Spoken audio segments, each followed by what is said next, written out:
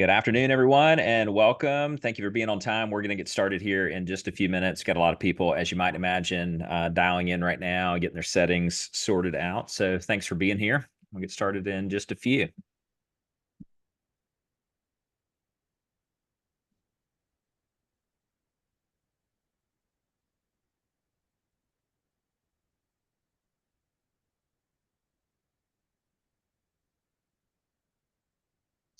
Mari and Trenton, nice to see you guys. So good to see you too, Bill. Thanks so much for doing this. Yeah, my pleasure. Glad to have you here. Hey, Bob. Hey, Gina. Beth, Jim, Dana. Yeah. I don't have the video. We'll give it a few more as people are getting settled in and working on your audio and video. Thanks for being here, everybody. Thanks for being on time as well. As you know, we're recording this, and just a couple little housekeeping things while others are dialing in. You should have received from, I don't know if it came from Sherry or from me, the manual that goes along with it. Sherry is also going to drop it in the chat box for us, and I'll be working from that. Thank you, Sherry, for that. I'll be working from that throughout the day today. Got some more people dialing in here.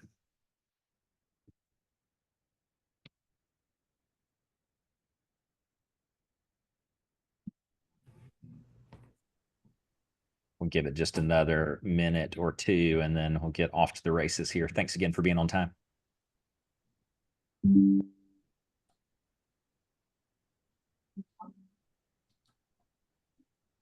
Hey, Katie. Hey, Zach. Welcome to the party.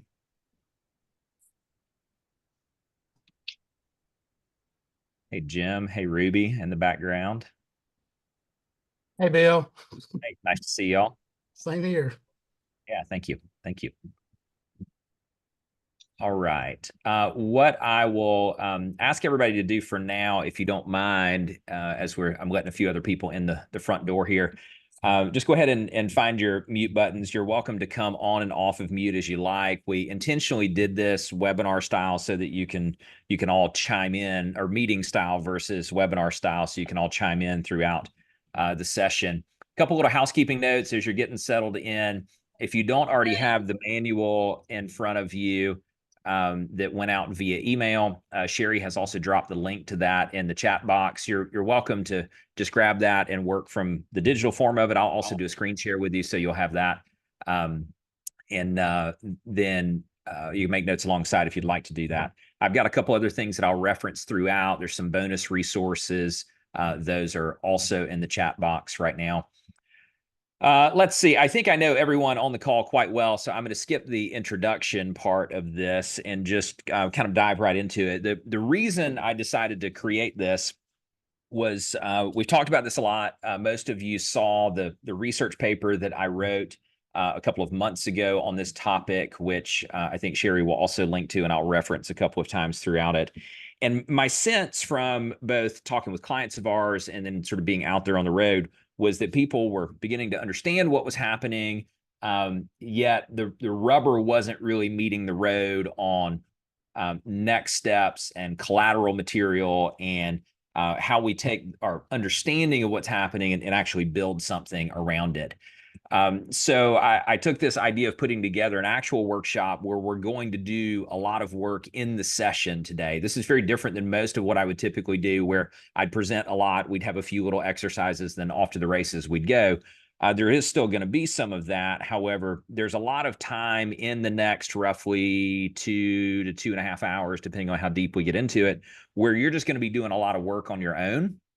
And I'm going to be pulling you in and out of exercises. My goal here is to have you move the ball down the field, versus the alternative would have been I could have done a 1 hour sort of session and said, here's what I think you should go do. Now go do it.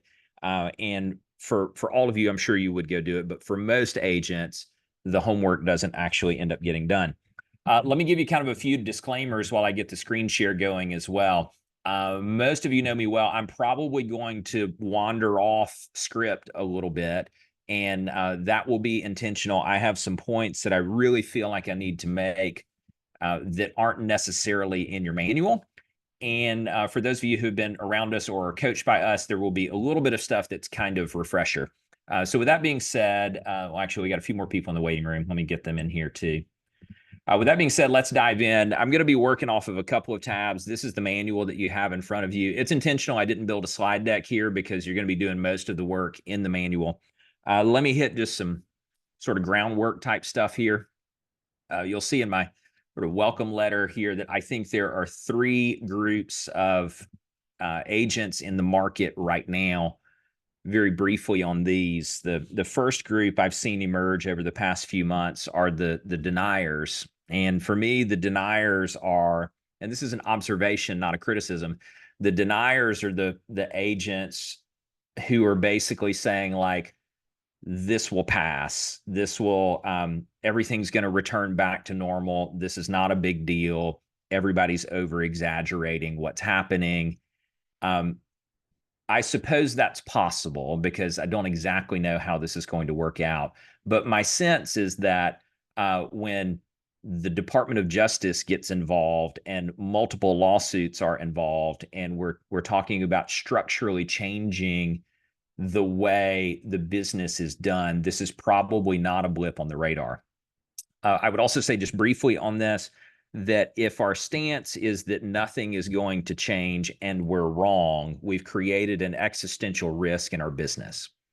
If our stance is that things are going to change significantly and we're wrong, we've not created threat. We've done some additional work that maybe we didn't need to. I've used the analogy a lot of hurricane prep because of where I live at the beach. Not being prepared for a hurricane and having one is a catastrophic event. Being prepared for a hurricane and not having one just means you had to do extra work that was ultimately maybe not needed. I don't think there are any deniers in the group here, but broadly in our industry, I think there are a lot of people who are just going la, la, la, la, la. I saw that a lot when I first got in this business in 2008, and many of you have been in this a long time as well. Those who went through the Great Recession, you will recall there was a period of time for about 6, 12, maybe even 18 months where there were a lot of people in our industry who were just straight up in denial that there was any sort of economic event going on. And if you need a refresher on that, just check out the movie The Big Short. The second group are the Doomsdayers. These are the folks who basically think the sky is falling and the real estate agent is going away. I seriously doubt that. And then the third group is all of us, the rational adapters, basically saying, yeah, we think changes are coming. It's really kind of unknowable what those changes are going to be. I'll make some proposals for you today of what I think they are, and then being prepared for them. And that's why we're here today, is to be prepared for them. Here's kind of the outline of what we're going to cover. The predictions, I wrote about this pretty extensively, maybe 3 or 4 months ago, and I'll just give you a refresher on what I see are kind of the 5 key predictions. I'll give you a little bit of background on why, and then point you to the research paper for more on that. Then we're going to spend some time on building and maintaining endurance. Brief aside here, some of you know, a few months ago, my brother and I went on a trip to Normandy, France to honor our paternal grandpa who fought in World War II. It's the 80th anniversary of D-Day. We did 34 miles along the beaches and the trails in Normandy with weighted backpacks on. And not to belabor the point too much, I've been thinking about endurance ever since. And I think we could all agree that the past year and a half, maybe 2 years in this business has been quite a grind. Maybe not to the level that 2009, 10, 11, 12 were. However, it's been testing a lot of people's resilience and endurance. So I'm going to lay out a very simple game plan to be focused on building that further for all of us. Then we'll really get into the meat of today. I think there are 3 big things we need to sort out in our businesses, and each of you have individual decisions to make. My goal is to guide you through some of that today, to give you a framework, and then to send you off to make these decisions yourselves and with your teams. Number 1, commission changes in future planning and the philosophical approaches and the mathematical approaches to that. We're not going to get too far in the weeds of doing the math, but I need to set the groundwork for some thought exercise on math. Section 2, where we're going to devote most of our time, is value proposition and storytelling. I'm going to walk you through 3 parts of getting really clear on what your value proposition is to your clients, what your team's value proposition is to your clients, and ultimately give you a pathway for proving it as opposed to just saying it. And then section 3, we're going to do some scenario planning and objection handling. We've created a document that we can share with you afterward that's got 50 something different scenarios that we've already encountered in coaching. However, I've got kind of like the top 4 or 5 that I think you and your teams and your businesses need to be prepared for. And then I'm going to leave you with an action plan. My goal is to cover all of that with you in about 2.5 hours total runtime. So I'm going to try to wrap us by 2:30 Eastern. I know we pitched this as like 12 to 3. If I run a smidge over 2:30, please don't, give me a 1-star review. And then we'll do a little bit of a break in the middle just for like restroom snacks, coffees, whatever. So I'm going to run this a lot like we were in a training room together. But as I'm sure you can appreciate, we've got people from all over the U.S. and maybe, I don't think we have any of our Canadian friends here, but we've got a lot of different geographical areas represented. So off to the races. Here we go. 5 predictions. And I'll give you a little bit of commentary on each of these. This is, if you read my research paper, this is refresher. Prediction number 1, which is already happening, is that consumers are going to increasingly question real estate agent fees, likely to become the norm rather than the exception. Most of you on the call have been in this business a long time, and you can think back to how infrequently you were receiving questions or objections on your commission and your fees. Short version here is it's becoming more popular. More people are doing it, and the news cycle is talking about it. Therefore, it catches on.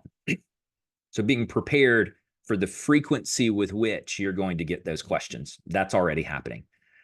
Prediction number 2, it's possible, emphasis on possible, that total available commission dollars will decline by 30%. Let me bounce for just a second and give you, this is the research paper that I wrote. I'm just going to kind of weave in and out of this a little bit. Where I got the 30% number is both as a thought exercise, but there's a big research firm, KBW, who basically sought to answer the question, and they did this report in Q4 of last year. This is before the settlement, and basically said, if this happens, what do we think is going to be the impact? The direct quote from their report is $100 billion commission pool could shrink by 30% over time as consumers become aware of the transparency changes. Relatedly, commission rates could decline by 200 bips or more. Translation, what this investment firm who studied this sees as the ultimate likely outcome is, for discussion purposes only, not to suggest a standard, your 6% becomes more like 4. This is my commentary. Your 5% becomes more like 3 to 3.5. Hang with me here for just a second as we're in this prediction. The note I'd like for you to make here for now is, if that's true, what changes would I need to make in my business to hold the line and not have that 30% decline be true for me? So this is an industry prediction, not a prediction for you and your business. So you can hold the line while the industry goes backwards. Or if it becomes more difficult to hold the line, what adjustments would you need to make as you see that compression? We're going to get a little more into that later today.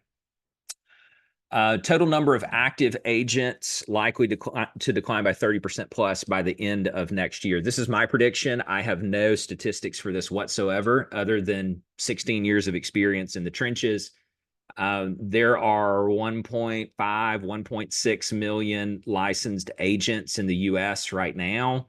We're tracking at about 4 million to 4.4 million units annualized.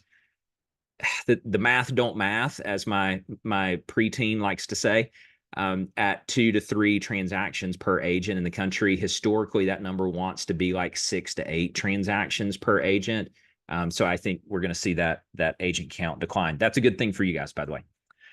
Number 4, we're already starting to see this. I think a lot of agents are already behind on it, though. Increasing number and variety of compensation models are going to emerge to address consumer demands. Said a different way, I don't think it's going to serve you well to have one singular old school model to address what's coming. And then number 5, here's the positive point. Most skilled agents, which is all of you, and leaders have massive opportunity to gain market share. There's a note I'd love for you to make here, and we're not going to spend a ton of time on this today, but one of the things that concerns me for most of us on the call, because most of you own teams, run teams, have been at this a long time, you have high skills. There is a big gap in most agent teams between the skill level of the lead agent / owner and the skill level of that next level of agents in the team. And so as we go through today, if you're in a spot where you're thinking, oh yeah, I got that. Oh yeah, I can handle that. Also be thinking about to what extent could your team members handle that as well as you can. We're going to give you some resources toward the end on skills assessment to do that.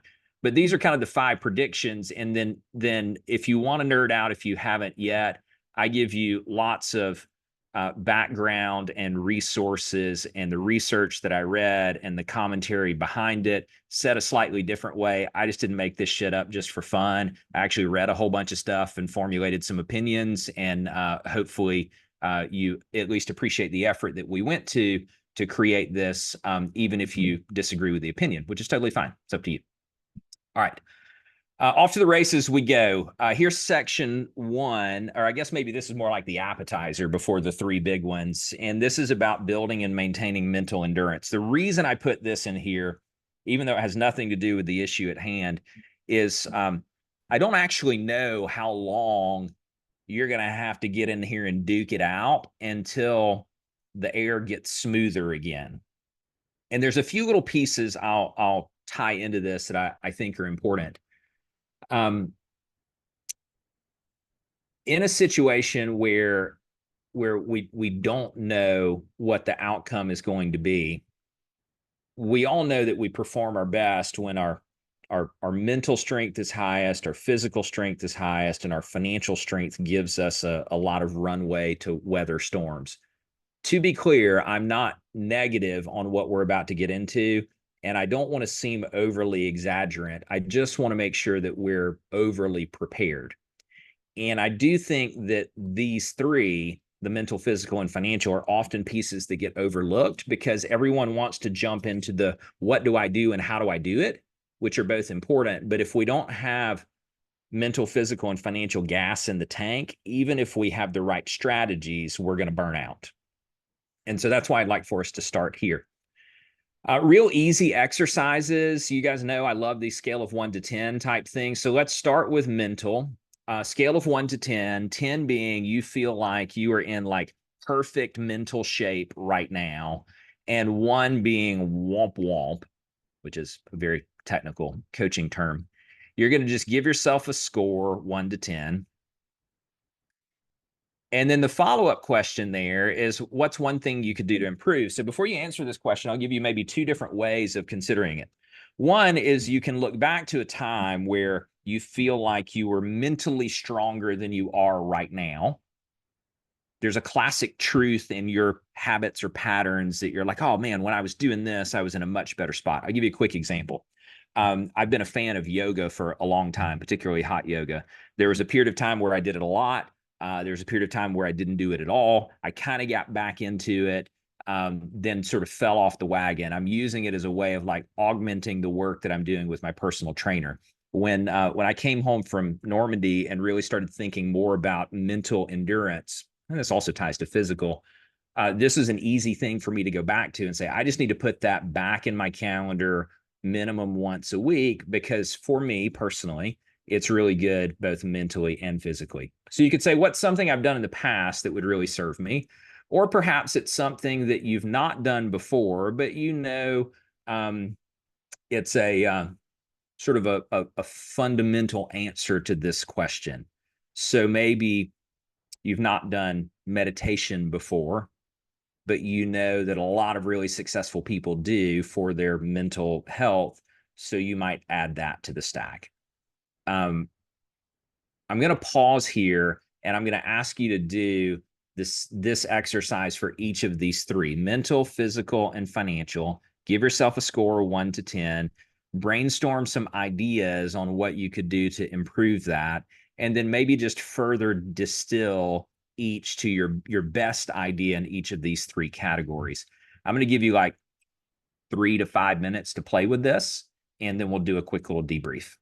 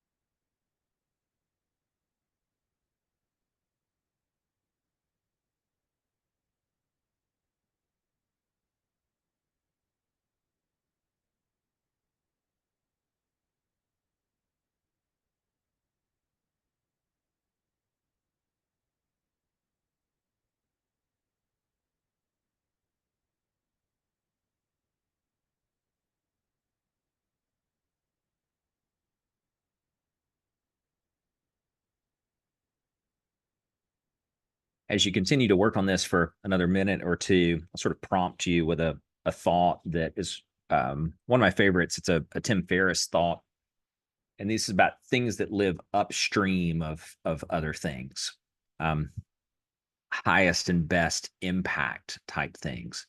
So maybe as you're starting to zero in on what your top answer is in each of these three categories, you think about sort of the thing that comes first that allows you to go on a bit of a domino run, if you will.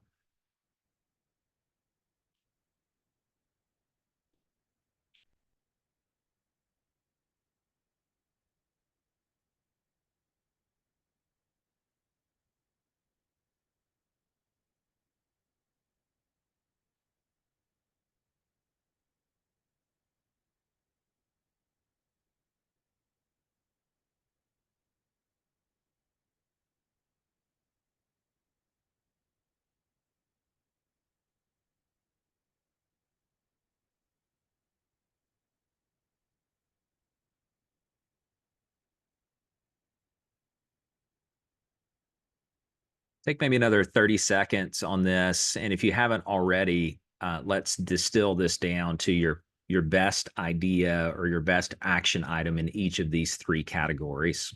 And I have one more step we're going to go through on this.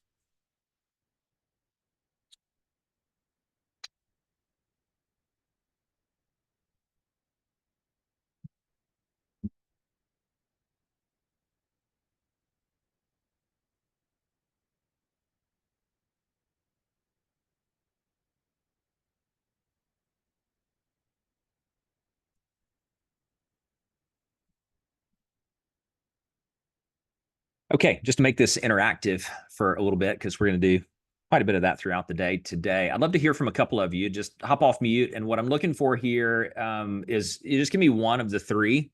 And you're going to say, like, here's in physical, here's a thing that I am committed to doing. And then I'm going to use a couple of these examples to make it actionable for us. If you'd like to share, please.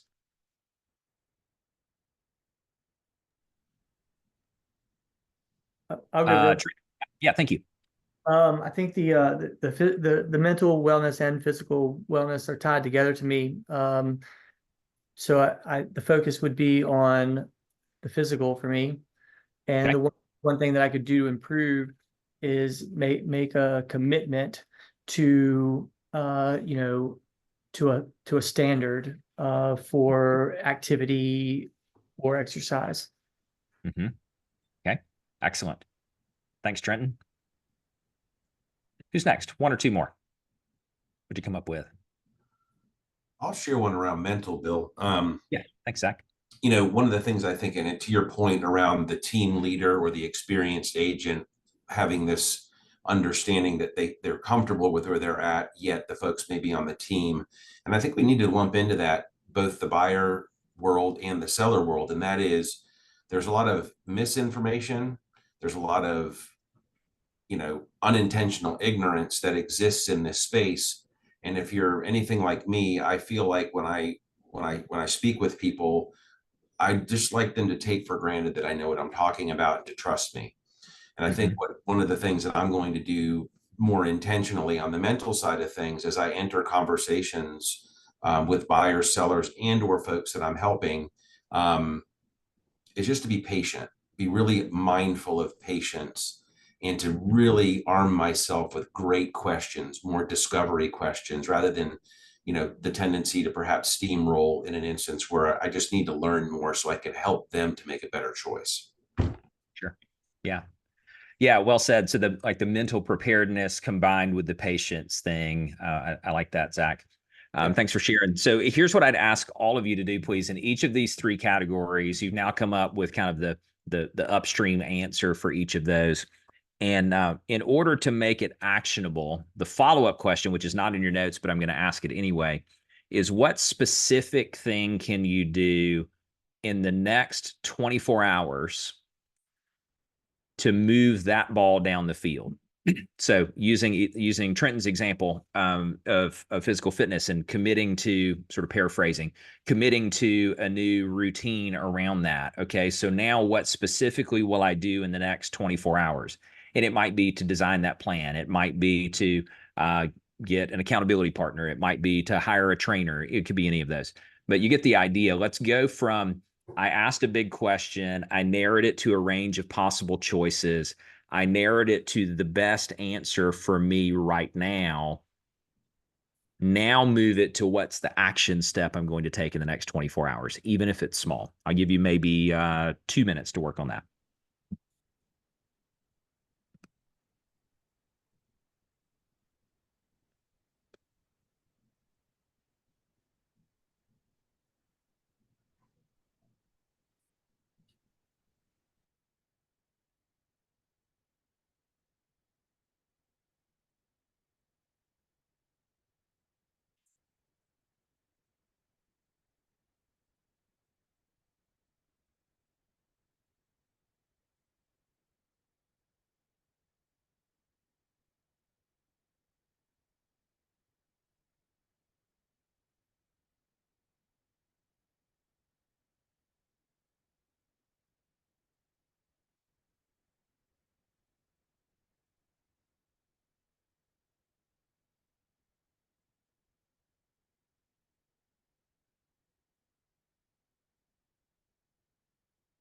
This is probably a good opportunity for me to go on like a 1 to 2 minute rabbit trail about accountability mechanisms.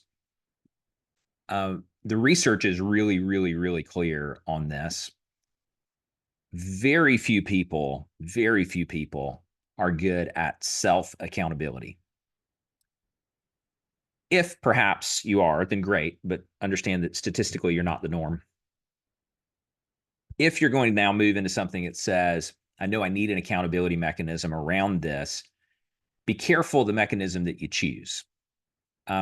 Obviously, we're big fans of coaching because we run a coaching company. This is not a shameless plug for that. You might say, well, I'm gonna pick an accountability partner to go to the gym with me. Okay, cool. Love it.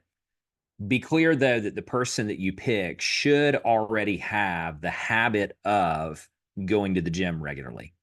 It doesn't mean that you can't go to the gym with someone who doesn't have that habit. That's awesome. Just call that a friend going to the gym with you. Don't call that an accountability partner. And the way that we know we have habits around things is if we don't do it, it feels weird. And the gym is an easy example. We all have a friend, I'm sure, who goes 6 days a week, maybe 7 days a week, and they would say to you, it feels completely weird to them if they don't exercise. Okay, that's a really good accountability partner because they're going to wake up at 5 o'clock in the morning because they have the habit of doing it and they don't need the outside discipline brought in because the habit's already there. And so whether you're talking about accountability partners or mentors or coaches, you're looking for someone who has the habit that you desire to build as your partner on that journey. Otherwise, you just have a peer who's going to go on the same journey with you, and the results are iffy at best there. One thing I want to spend some time on here, financial and cash runway. This is a concept those of you who coach with us know well, but I want to build on it a little bit and maybe explain it for those of you who are newer to our organization. Cash runway is a very simple formula that basically solves for the question of how much longer can I operate this way before I run out of money? And to borrow from my friend and mentor, Keith Cunningham, there's probably a bingo card that has that on it. So anyway, that's an inside story. The big thing that delivers a knockout punch for a business is running out of cash. Now, barring any like ethical or reputational type stuff, which I know none of you would run into, but running out of cash is really what delivers the knockout punch. So there are only a few variables that you need to know here. You can just put these in your notes. It's very simple.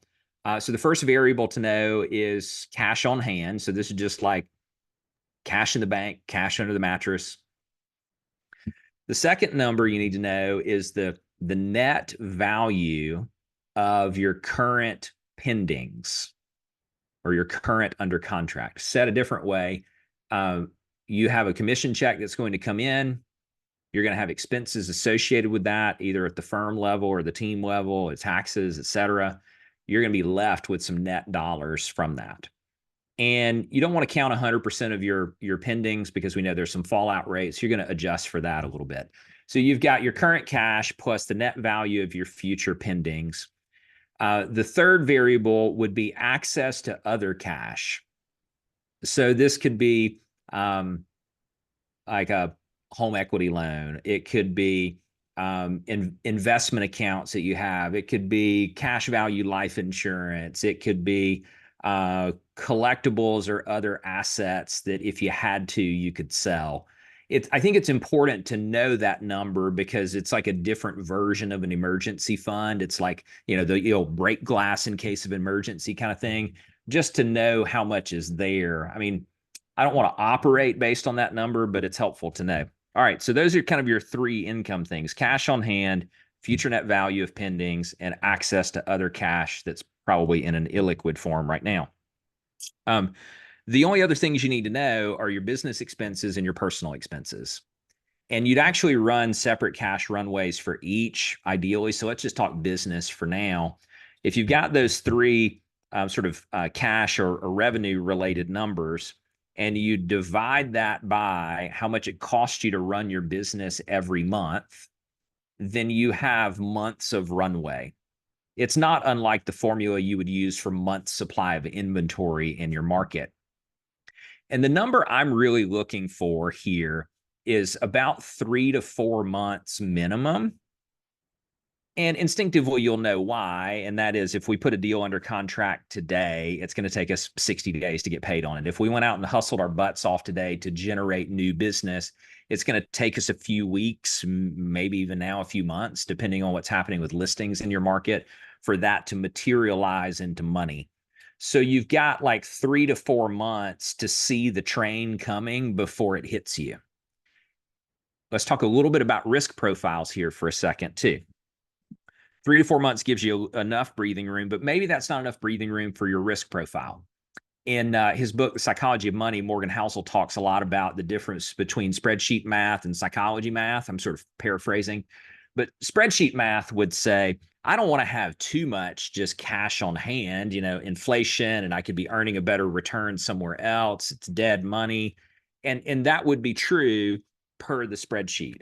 And so you might say, if I have a really high risk tolerance and I can still sleep well at night running a cash runway of 3 to 4 months, cool. I might do that and then take this excess capital and deploy it somewhere else. I might lock it up somewhere else to get a return.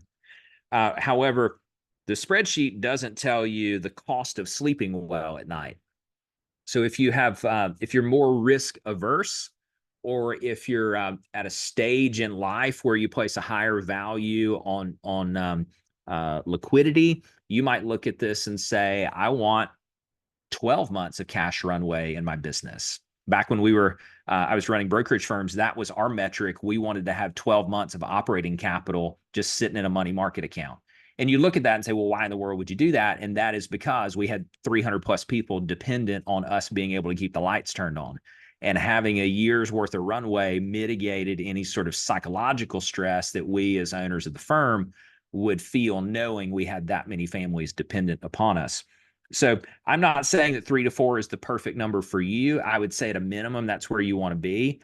And that is without having to tap into your sources of other cash. You really want to keep that as more of a, if things got really bad, or, we've all had bad months from time to time, that you're getting into that.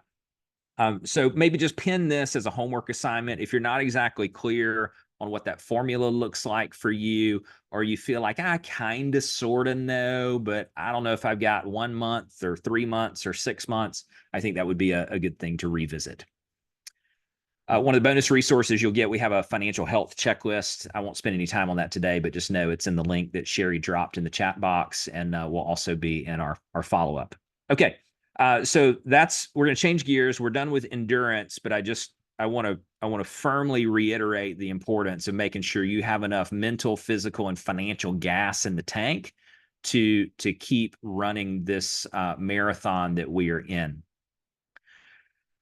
First big section, number 1, this is commission changes and future planning. If you're following along in your notes, this is page 5.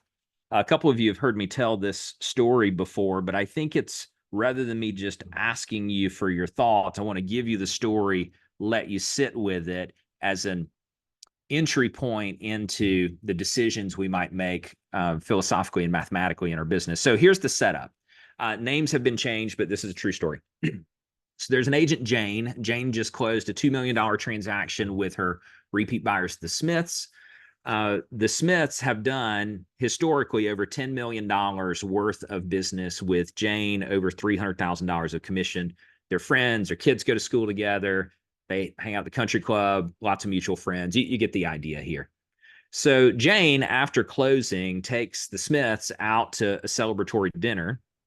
And then the Smiths say to them, well, hey, actually, Jane, as it turns out, we want to sell one of our other houses. And Jane's thinking, well, this is great. But Mr. Smith says to her this, and this is pretty much a direct quote. We decided to list one of our other homes, but we'd like for you to list it for us. However, we think you should do it for free. So Jane, of course, is taken aback by this, as you probably would be as well. Now, Mrs. Smith chimes in to sort of soften the blow of Mr. Smith's comments. Says, we love you. And here's where we get to the punchline. We're happy you made $60,000. So she got a full 3% on this $2 million cash buy-side purchase. We're happy you made $60,000. However, we found the house. We crafted the offer. We negotiated the offer. Super easy transaction. And then Mrs. Smith said, did you deserve the $60,000? Maybe. Did you earn it? We don't think so. So in order to reconcile that and the hundreds of thousands of dollars that you've made from us over the years, we think you should list this house for us for free. Okay. So the question becomes, and I'm gonna have you make some notes for yourself at the bottom of page 5, because lots of you you'll have different answers to this, and that's okay. That's really what I'm looking for. But if you were presented with this scenario, which I think we could all agree is within the realm of possibility for all of you, repeat client looking for a discount. In this case, the discount happens to be all the way to 0. But what would you do in that situation? I'm going to give you a couple of minutes to collect your thoughts and your notes, and then we're going to do a little bit of a debrief on this to illustrate a black and white approach to this question and a more of a gray area approach to this question. So let's go 3 minutes on this, please.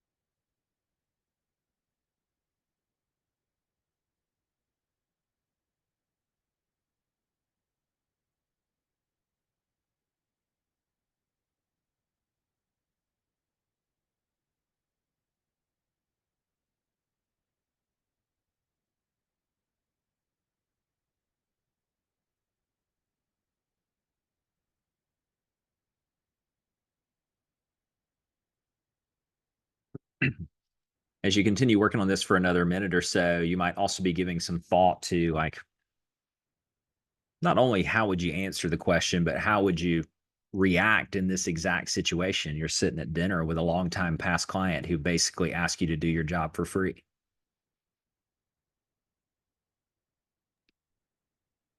Bill, may I comment? Yeah, please. Yeah, let's go ahead and kind of debrief. What you got?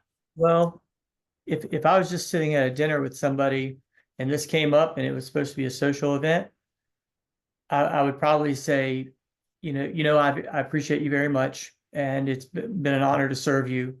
And I'm happy to talk about this, and make sure that you're happy. And I would just probably like move on with my dinner. Mm-hmm. Gotcha. And then if it came down, whenever it came down to talking about it again,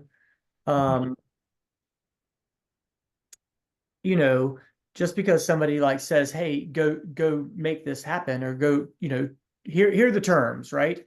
Like I'm offering this much money, this much due diligence, whatever. That's still a thing to be accomplished, right?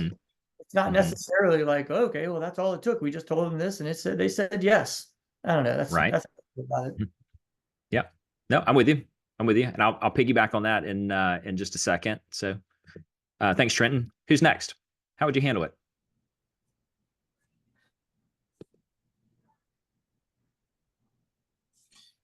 I'll throw my 2 cents in. What comes to mind most readily is the Chris Voss never split the difference. And essentially, I would probably after I wipe the astonishment off my face, I would probably say, something to the effect of, so you feel like that because I've made hundreds of thousands of dollars in the past, and that I've made $60,000 on a home transaction that you essentially negotiated, you want me to sell your home at no charge? Just to reiterate that back to them, to let them hear how kind of ridiculous it sounds, and you could use your own intonation how you want. And then I would follow with a question, how can I possibly do that? And just let that sit with them for a second. And obviously there's more to the Voss approach to negotiating, but I feel like that if you reiterate what they said and then ask how could you possibly do that, what you've essentially done is put yourself in a better position to not end up at zero, and to perhaps negotiate a more mutually beneficial way moving forward. Right. And again, I'm not saying how this would play out, because there's a lot of different, things that could be thrown into the mix, but that's probably where I would start if I had the wits about me to say that, at the moment in time, and not too many glasses of wine at that point. Right. Yeah. Thanks, Zach. Sure. Let's hear from maybe one or two more of you. How would you handle this?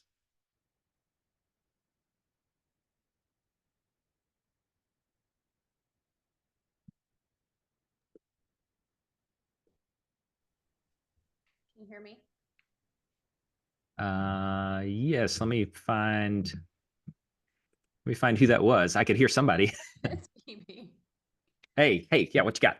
Hey, so what I would probably do is I would very much like what he just said, but I would also order a very expensive bottle of wine, make sure they cover the check, and then probably unfriend them, because if I don't do it for free, they're going to have to pay somebody else. But I might throw out the whole dentist or oral surgeon thing. I go to my dentist over and over and over, and I've yet to get one free crown from grinding all my teeth from all the real estate transactions. But I would definitely be picking up the dinner tab, and I don't know that we would still be friends. So that's definitely a hard one. But I would definitely, like he said, just reiterate what they've asked us to do, and just say, would you do your job for free? And and get quiet, right? The whole 2 ears, 1 mouth ratio, and just let them uncomfortably have to talk after that and sit in silence. Yeah. There you go. Well said, Phoebe. Yeah, thank you for that. So a couple things I'll just kind of piggyback on here. And the reason, obviously, this is an extreme example, but I think we could all agree this is not outside of the realm of possibility. And whether it's discounting all the way to zero or discounting to something lower than the rate that you would typically take, I personally believe you're going to hear this type of scenario a lot more, where your savvy past client sort of runs through the receipt tape in their mind of how much money you've earned through that. And we could debate whether their thought pattern is correct or not, yet being prepared for a question like this. As most of you know, as a baseball player growing up, and so there's a lot of like scenario planning involved in that, where there's a runner on first and second, and there's one out, and there's a ball hit here. How does everybody react? And all 9 players on the team have to know the answer to that question before the event happens, because game speed is happening too fast to figure it out on the fly. And there's a very strong corollary between scenario planning and like knowing the playbook in sports and also in business. And so these types of things, I think, really serve a great purpose for us. If you go over to page 6 in your manual, this is where this example starts to get us into a couple of different possible philosophical approaches. And neither of these are right or wrong, but I think this is the first decision that you have to begin to make, if you haven't already, in your business. One approach is the black and white approach. So the black and white approach would say, under no circumstances whatsoever do I discount my services. And I'm going to be okay with the consequences or impacts of that, which I don't want to lead you too far in this, but it's sort of like, here's the line. I'm not willing to do anything below this line, whatever that line happens to be. The gray philosophical approach would say, I'm more flexible in it. I'm willing to take less under the right circumstances. And I'll turn you loose in an exercise in just a second to sort of tease out the impacts of these things. However, no matter which approach you choose, because it's your business and it's up to you to make that decision, I think you all have to pick a bottom number that you would not be willing to go below, or it would have to be very extenuating circumstances for you to go below that. So I'll tell you what Jane did in this scenario. She did not take the listing for free. She did, and Trent made a comment about this, sort of deflected at dinner, sort of like a big question that devotes a lot of discussion. And, you know, dinner over wine's probably not the right place to do that. She scheduled an appointment, met with them later, and ultimately decided to take the listing for 1%. I'm not saying that's right or wrong. That would be an example, though, of a gray approach. And you could come up with lots of reasons that may or may not have been the right decision. So where I'd like for you to spend some time on page 6 is, you don't have to decide forever and ever, but you already know, do you lean more in a black and white type direction, or do you lean more in a gray direction? So you'll solve for that first, and then you'll go down into the bottom of page 6. You'll see these. Well, so what are the mathematical impacts of those approaches? Let me give you just a quick little thing to get you going here. If I choose the black and white approach, then one of the initial impacts of that, I would propose, is that you're probably going to lose some business over it. And that may be okay. So you might say, well, if nothing else changed, my unit count might go down because the Smiths would decide to not pay me my full fee, and they would go list with one of our other friends at the country club who's also an agent, who I know would take the deal for 0 or for 1 just to earn the Smiths repeat business. So there's an impact on that. So then you would say, okay, well, based on that, what do I need to do to defend my approach, or to maintain or to grow my profitability based on that? You'll come up with some answers. And then what might be the trickle-down effects to your team, if applicable? And I put a note in here, like specific emphasis on buy-side compression, because I think compression on buyer agent commissions is going to happen more rapidly than on the list side, because generally, I think we'd all agree the list side's a little easier to tangibly defend the value. So to recap real quick, and I'm going to give you some time to work on this, you're sort of leaning black or white or gray, no right or wrong there. And then you're just asking yourself these 3 questions: the impact that it could have if I pick that approach, what are some things that I would do, and then what might the trickle down effects be? Before I turn you loose, are there any questions on? Yeah, Trenton, what you got? Yes, for clarity, this person who took the 1% listing, is that 1%? And they also asked that they pay a buyer agency commission of 3, or did they just take the thing for 1% with no consideration of the buy side? Good question. 1% list side commission and full buyer agent commission. Yeah, okay, okay, thank you. Yeah, my pleasure. All right, so take a few minutes, kind of run through all of these, and we'll debrief as well. This is where your decisions about approaches start to trickle down into your business model.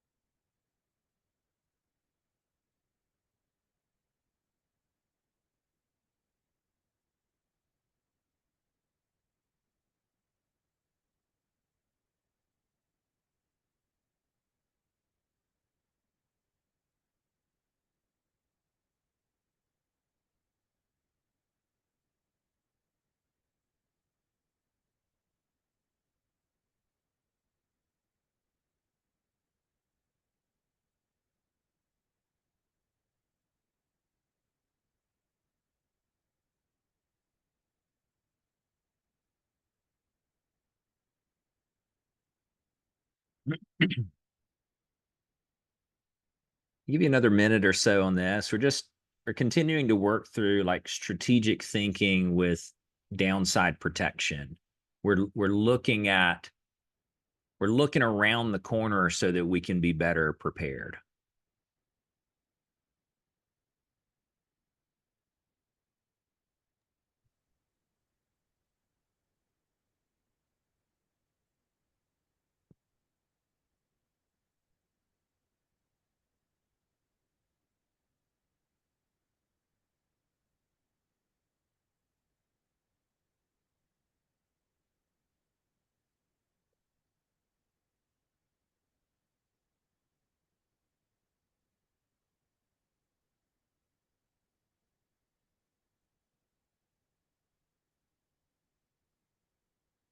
Okay. Here's what I'd be interested in hearing from maybe one or two of you. Let's start from the top, and I'd love somebody to take the lead on this by saying, okay, Bill, my approach is more of a black and white approach to things, and briefly why you chose that route. And the impacts I can come up with are boom, boom, boom. And here are the things that I'm going to do. You're rattling off answers to each of these 3 questions at the bottom, and starting though with your approach and why you chose that. And I think, and I'll ask you some questions along the way, and I think that'll be beneficial for others on the call as well. So who'd like to step up and do that, please? I can start that, Bill. All right. Who was I? Nelson. Let me find you. All right. Hey, Nelson, welcome to the party. What you got, sir? Yeah. Well, first of all, I'd have to really give thought, but what first came to mind was I would be prepared to understand what expenses that I would incur that are real and those that are unintended. Okay. Secondly, is that at 1%, my involvement cannot be as deep. Well, I would, I probably, if I wasn't careful, carry a grudge that they would ask me that. Okay. Because I think there's other ways of asking a realtor to negotiate his commission than being that. Okay. Clear. I would also think about, I would include that they price the home where I suggested. Okay. And that they agree to a price reduction in a percentage standpoint every 30 days. Because I'm not interested in taking a 1% listing and seeing and use it and have them using me as a test case as to where value goes.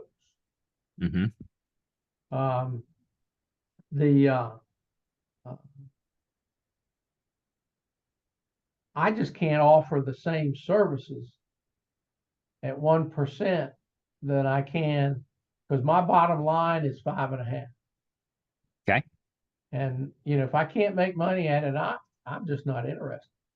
Sure. Okay. I see these questions coming, and we have people in our market now that are not paying selling agent commission. Right. And those houses continue to sit. So, and I've had a buyer tell me, and it tells me where he's coming from, that when I told him that he would have to pay me a selling agent commission, he stepped backwards and say, well, I'll just look at it myself. Right. Yeah. So, So let's hold that part of the thought, because I agree that we're hearing a lot of that right now. We're going to touch on some of that in the scenario planning. So just to sort of briefly summarize, and a couple of things I'll hit with a highlighter here to make sure that that we're looking for these as well. So we're looking at like our real and unintended expenses are a way that we're arriving at what our bottom number might be. There, to your comment on, and you made a really smart point that I want to tie to something that's not in our notes today. So you mentioned like at 1%, my involvement would have to be very limited. In my research paper, I wrote quite a bit about this, and some of us have talked about it. Increasing number of variety of compensation models would emerge. And I kind of used airlines as an example there. So if you were willing to do it at a lower fee, then how does your delivery of that change along the way? You made an interesting comment, Nelson, and then Katie, I'll jump to you as well. I see your hand there, about being careful not to carry a grudge. So there's a really interesting psychological concept about establishment of boundaries. And there is an element of this in this conversation as well. So if I agree to do something for a negotiated fee, I have to be careful in how I structure that, in that I don't end up doing a lot more work than that fee is. I've said a different way. I've properly set boundaries of what the client gets for that fee. And the way you know if your boundaries are being violated, one of the ways is if you begin to resent the other party. And so as you backdoor your way into how you might answer some of these questions, you might say, if I did that way, would I find myself resenting the client? And if the answer to that is yes, then we probably need to make some adjustments there. Katie, what you got? Hey, Bill. Hey. Can you hear me okay? I can, yes. And a side note, I Beautiful. think Benjamin's going to be the smartest child in real estate. He's been in Oh my gosh. every meeting I've been in with you for the past couple of months. So He's hey, been Benny. to so many real estate trainings. He's just crushing it out here. Yeah. My answer to this was kind of, it felt almost too simple, but I'll say it because there might be Sure. some value in it. My business plan is created on the assumption that we're earning 3% per side on an average of a $400,000 price point, which means that the commission I would anticipate getting to make the plan work as it is $12,000 per side.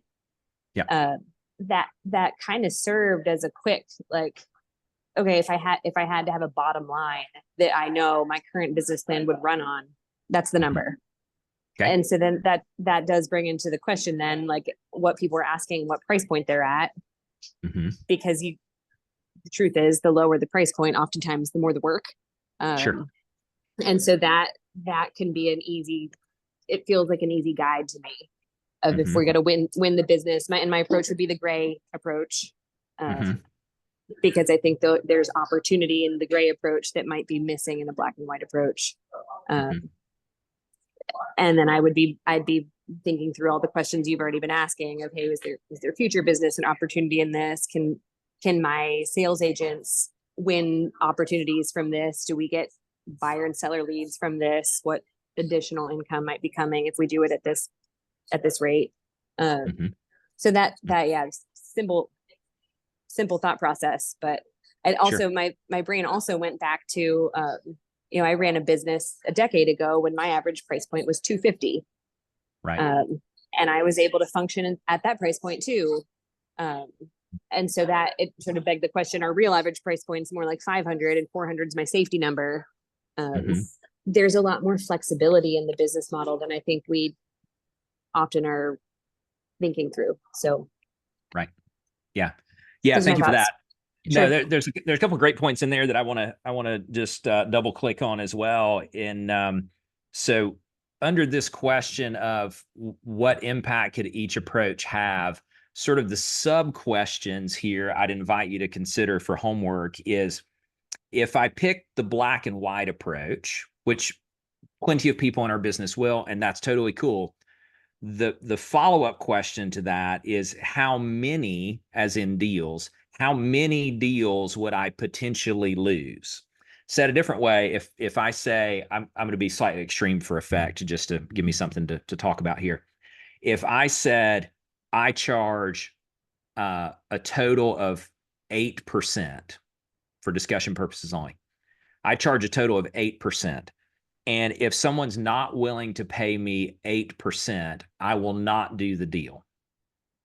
We could all pretty easily see that I'm going to lose some people to any of you who provide great service who would be willing to do it less than my 8% fee. Again, 8 is extreme for effect. So the question I would have to solve for is, how many potential deals would I lose by drawing that hard line in the sand? Okay. And then the other questions live downstream of that. If I go the gray approach, then the question underneath that is how much, and this is a money question, how much would I lose? So if I'm going to play with Katie's example here for just a second, which I follow the thought pattern and really like, is if you said, okay, my business is built on a $12,000 GCI assumption, I would then look at every transaction that I did where I made more than 12,000, and I would begin to run kind of a thought exercise around how many of those would I have probably had to negotiate on or give some ground on in this new environment? There's no way of actually knowing the answer to that question, but we could surmise that if we rarely get a will you do it for less type question right now, and that increases, you might say, okay, I go from less than 5% of the time getting asked for a discount to maybe I'm going to go to 25% of the time getting asked for that. Those of you who are very database, past client heavy, which is most of you, you might get the question a little bit less. Those of you who are working with more like out of town people who are relocating to the area, or you're doing a lot of prospecting to people that don't have any familiarity with you, you might get that question 50% or more of the time. So you could take some of your historical transaction data and sort of apply this to it. And that's where you start to see the compression. So then that would get you to the next question is, what would I need to do to defend my approach to maintain or grow my profitability? And I want to kind of lump these two together, and then this will lead us into a bit of a break. Go back to something I mentioned at the top of today's session in this drop off in skill between the you as the business owner and the team members or salespeople within your organization, if applicable. And I'll give you something that a few of you are familiar with because it's very popular in like the training and speaking circuit. And that is the 4 phases of competency. And I'll have you just make some notes on this real quick. And then I'm going to tie like 3 ideas together before the break. 4 phases of competency. Number 1 is unconsciously incompetent. I'm going to give you the 4. I'll come back and explain. Number 1 is unconsciously incompetent. Number 2 is consciously incompetent.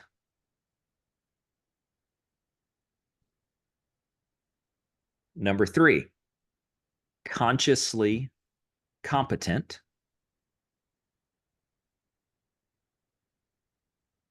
And number 4, unconsciously competent.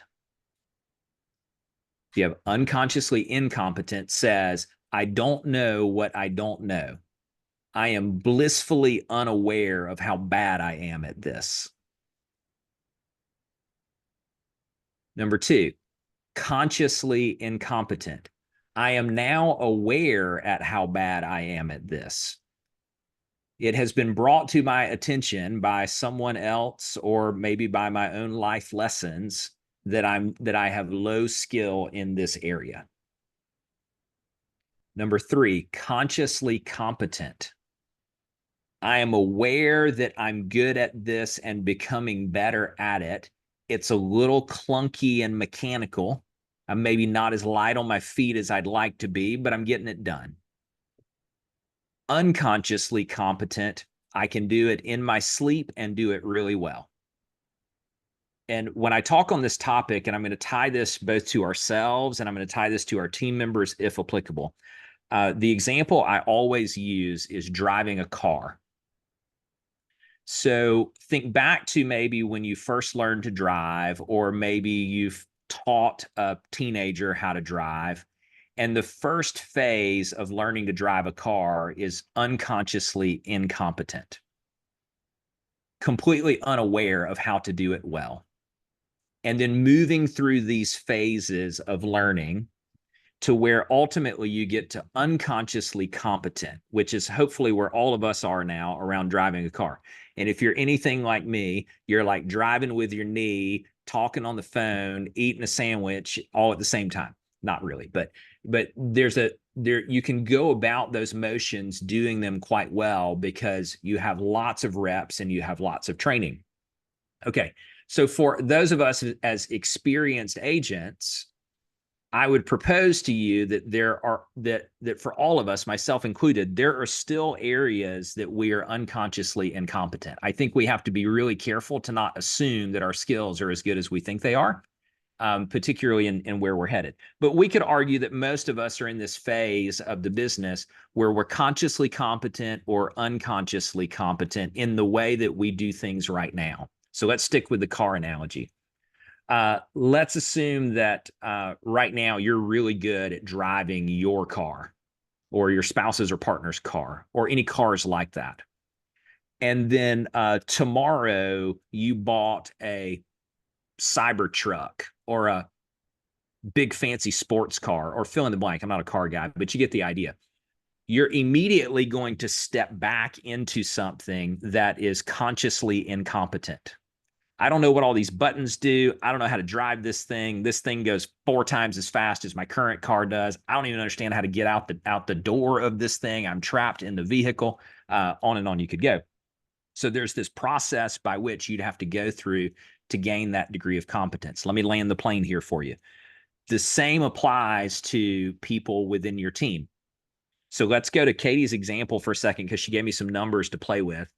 And let's say that our typical average sale price is $400,000, and we are accustomed to getting 3% in that as a $12,000 transaction value. I know there are lots of things that go into the transaction, but here's the question I'd like for you to drive to in this is if you sat down right now in a listing consult or a buyer consult, or better yet, if your team members, if applicable, sat down in a listing consult or buyer consult right now, would they deliver a $12,000 performance? And you don't have to answer that, but rhetorically, that's what I'd like for you to be thinking about. And there might be an answer that you would give me right now based on the current way that you do things, and maybe that's a yes. But as you're looking out over the horizon and you're anticipating some of these questions that you're going to get, and some of the things we're going to get into later today about revising your consultations, and et cetera, I'd like for you to keep your thought process around, how do I deliver a X thousands of dollars performance? And that would be based on your average ticket value per transaction. Okay. Let's pause here. We're right on track for a little break, but before I scoot for break, I want to see if there are any questions or additional comments on this section that we just went through.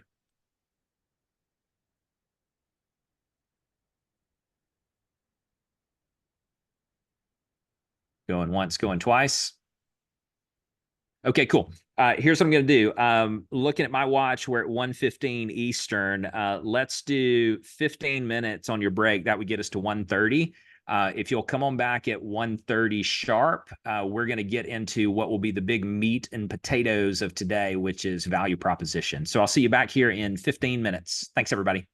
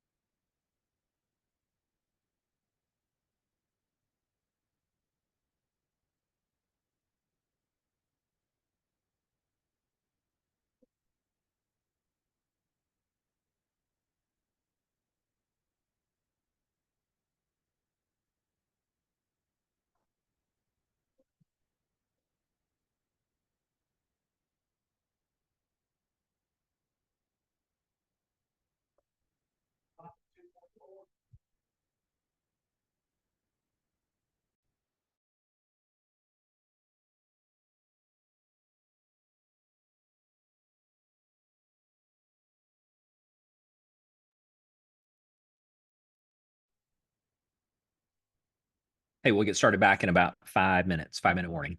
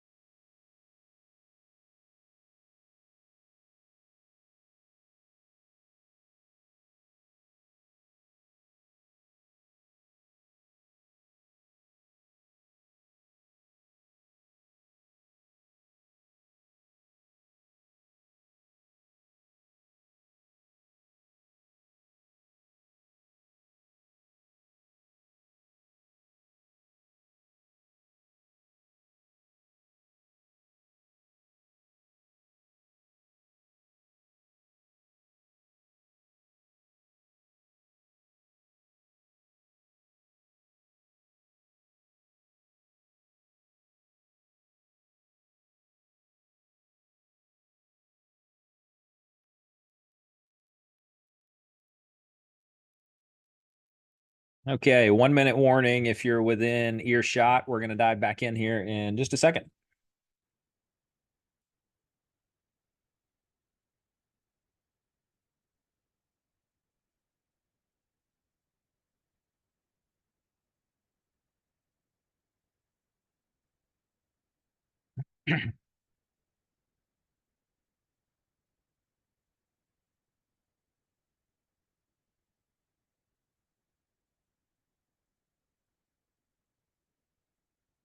All right, as you're getting settled back at your desk, I'd love to do a couple of things. If you'll just take a quick look back through your notes so far. I sort of spent the top of the meeting setting the stage of everything that's going on. We've talked about endurance. We've done a little case study work. We talked about some philosophical models and what lives downstream of that. I would love to hear from a few of you. What are some of the key things that you've taken away from this so far, and or maybe just, some thought-provoking things that have your wheels turning? And we'll take a couple of comments from everyone as you're getting settled back in, and then we'll get into the big chunk of today's workshop. Who's up first, please?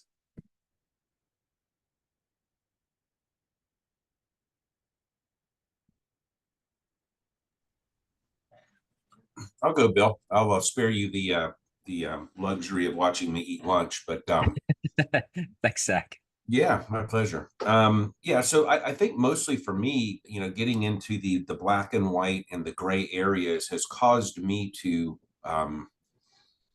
just understand like what is coming compared to maybe what we've been experiencing up until now.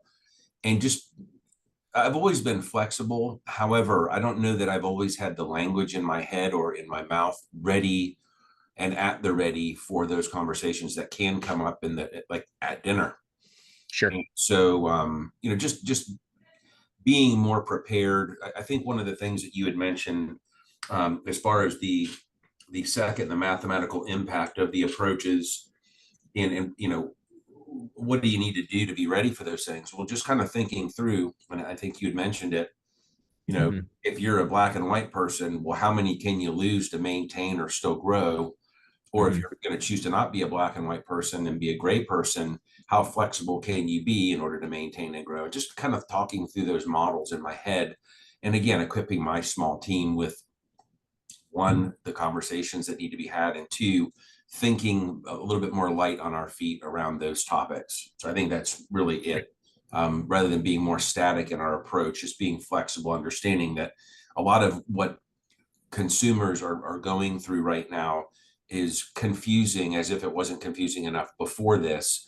Right. Now we're going to have to be really, really articulate in explaining our value and how we can help them and earn our fee. So Yeah, totally.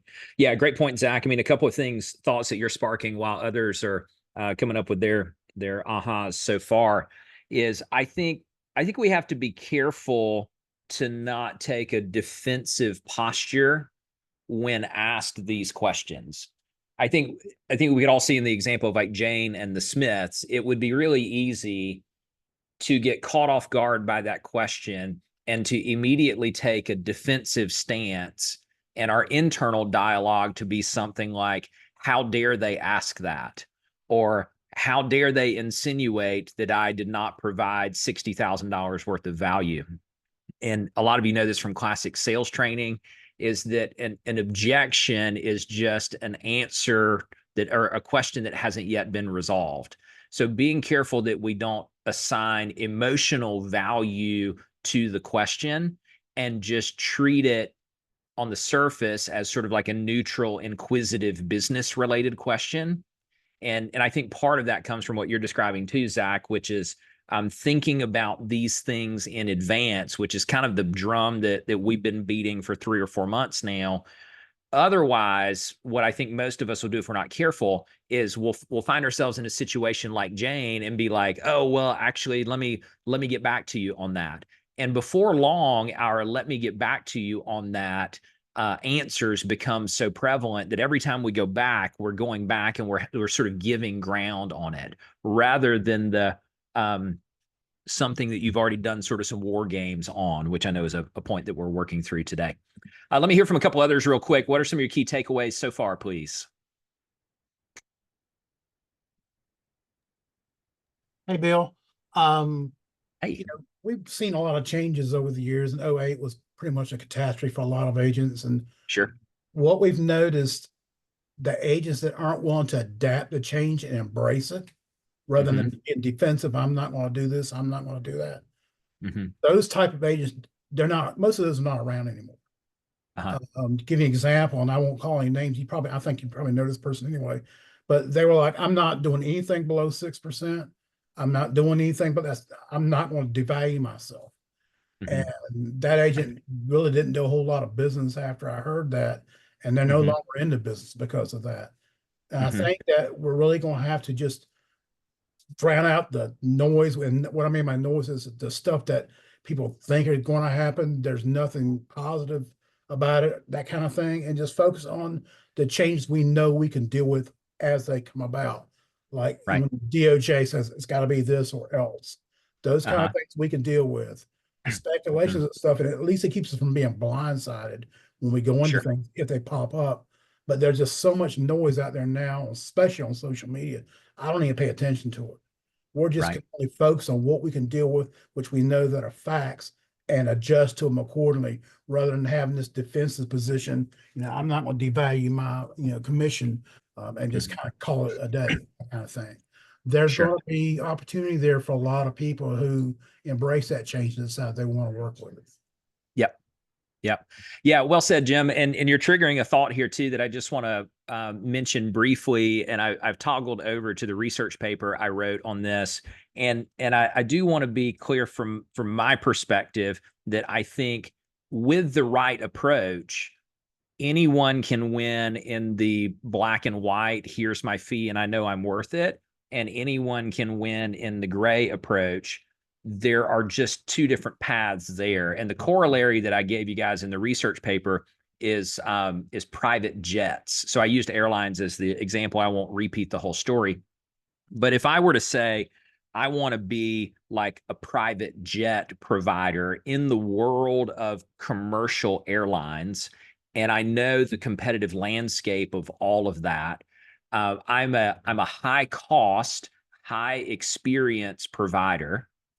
Private jet use has increased 20% since the onset of the pandemic. I give you some aviation stats here, but keep in mind that is a high experience. They're providing so many things above and beyond. They're solving so many pain points and so many problems for that very specific niche of traveler, which happens to be a growing niche, which is helpful. That they're not concerned with what Delta or United or American or Southwest or Frontier or Spirit or whoever. They're not concerned with what those people are doing. So that would live more in the like, now that I've made my decision, what are the moves that I need to make structurally in the business to hold the line or grow based on that decision? So I appreciate you triggering that thought, Jim. Anybody else have anything they want to share real quick before we dive back in? Key takeaways so far. Bill, I'll say something again. Yes, please. Yeah. I don't know. I guess it's just kind of like every career I've been in. I mean, this is my third career. The first was hospitality. The second was automotive. I mean, I feel like it's just common in the world that people want to know what they're getting for their money, Sure. right? And it's never been my ideal approach to see like how little I could do it for. It's always been my approach to see how much value I could add, that would justify the fee. But I guess a local pre-licensing class teacher one time gave this example about this like combative, they were talking about agency, and they gave this combative image of buyer talking to buyer agent, or buyer talking to listing agent, and basically just like, we're not on the same team, and we're I'm out for my best interest, and that makes sense, right?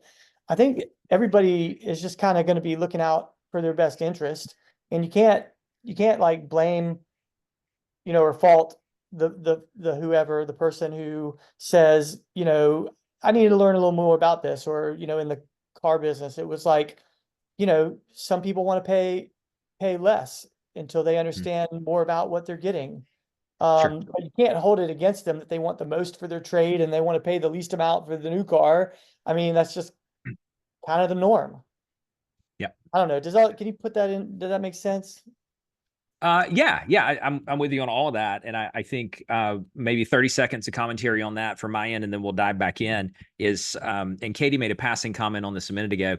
I think it's important to remember that as real estate salespeople, we are operating in one of the highest net profit margin as a percentage, one of the highest net profit margin businesses in this country. Most of the businesses that would rival the profit margin percentages that you guys make are illegal. And so if you were to look up and say, my net profit margin as a percentage right now is 30% to 70%, depending on your team structure and the firm you're with and stuff like that. To see your net percentage get compressed from, say, 50 to 40 is not the end of the world. Because as all of your students of business, so you know this, if you look up and down Main Street, what you're looking at are businesses that are operating on really thin margins. The firms that you are part of operate on razor thin margins. So there's a piece of this that if you sort of zoom out and say, okay, what are we really dealing with here? That might be helpful. 30-second aside, the second portion of this is brought to you by my new favorite snack, Quinn's Creamy Peanut Butter Pretzels. If you've not had these, my wife is both gluten-free and dairy-free. And so she started buying these things, and I have now stolen them, and they are my favorite desk snack. I'm not asking you to buy me snacks, but if you're looking for a new desk snack, I would highly recommend Quinn's Creamy Peanut Butter Pretzels. Now back to your regular programming. All right, let's go to page 7. This is where the rubber starts to meet the road. There's really 3 pieces of this value proposition thing for me. I think a number of you were on the webinar last month while I was traveling. My coach, Mike Staver, did a webinar for you guys called What's Value Got to Do with It? And began to kind of unpack the crossroads of the value that we provide and the perception of value that our clients take away from that. I won't reteach any of that, but if you missed it, let us know. We'll get you a copy of that recording. It was really good. So there are 3 parts, and I'd love for you to stay with us as we go through this. You're all studious, and you're going to want to get ahead, but just hang with me. Part 1 is on page 7. This is very simple. What are all of the things that you or your team or your firm do really well? This is real simple. Like I'm good at market knowledge. I'm good at customer service. We're good at negotiating. Just fill the page up with all the things at any point in the transaction, maybe even more macro at the business in general. What are all of the things that you're good at? I'm going to give you a few minutes. Just fill the page up. Flex your muscle, brag on yourself.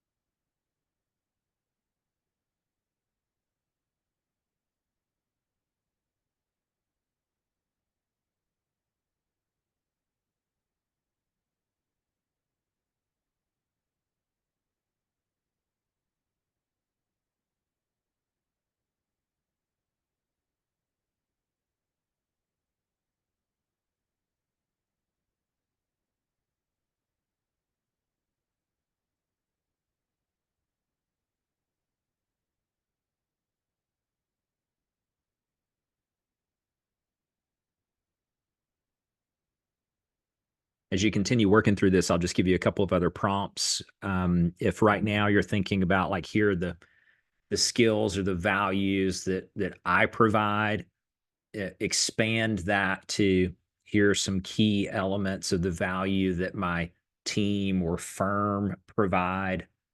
Maybe give some thought to like transferable skills that you have from other businesses or industries that you've been in. This is sort of like name all of your muscle groups. And then we're going to talk a little bit later about the big muscles versus the small muscles. But for right now, you're just being as exhaustive as you can in the things that you do and the skills that you have that may be perceived as valuable to the client. Give you a couple more minutes on this.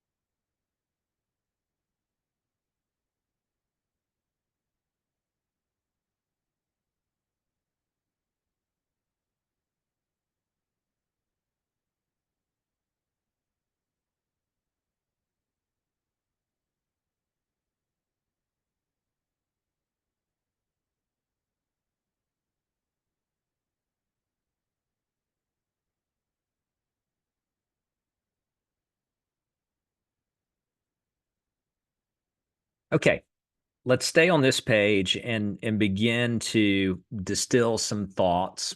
And the first I'd have you do is look back through everything on the page and maybe, you know, put a star next to or circle or highlight or whatever. You're somehow going to note like what you think are the most important things from the perspective of the client. Of all these different things that you're really good at, that you do really well, the skills that you have, what do you think are the ones that are the most important to the client?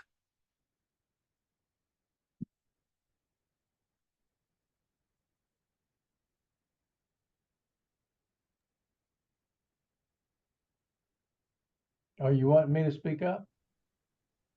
Not yet. Well, Okay. we will, and that's okay. I mean, you're more than welcome to in just a second. We're just going to get everybody to make some notes and the things that they think are most important, and we'll do a quick little debrief.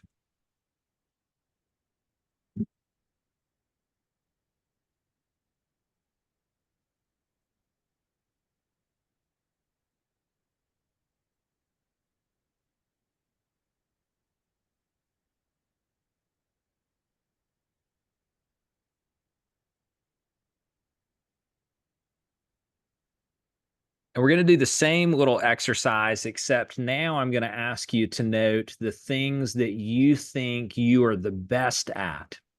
So let me draw a quick distinction. Let's say you put 30 things on your page. Now you've highlighted the ones that you think are the most important to the client. Now do the same with the ones that you think you're the best at. There may be, and hopefully there is, some overlap there.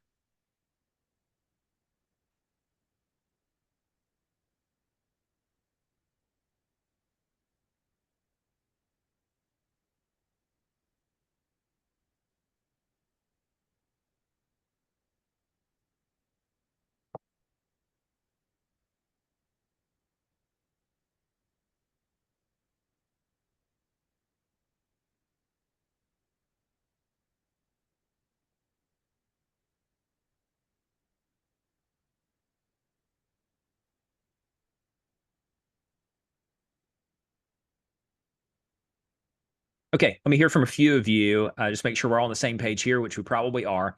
What is something that you are really good at that you think the client also sees value in?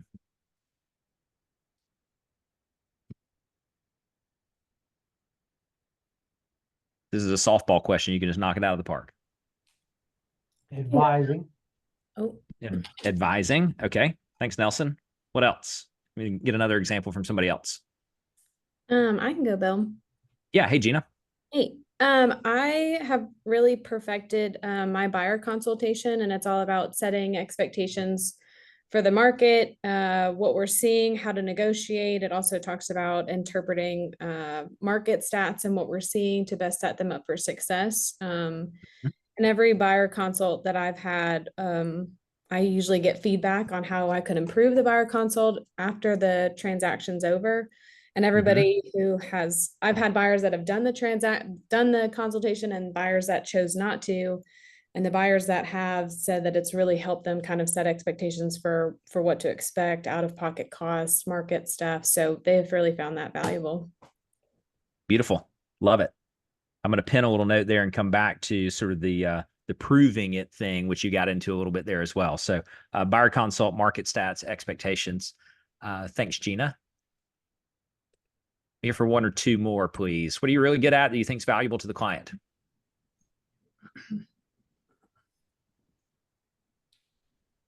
Complex. I think the service level we provide and being the advocate for them are the two main things that we get constantly positive feedback on, and as far as you'll see in the reviews we have online and those type of things. And I think that's what sets us apart. Excellent. Thanks, Jim. So service level, advocating for the client. Zach, I think you had something as well. Yeah. Communication, asking great questions, and complex problem solving.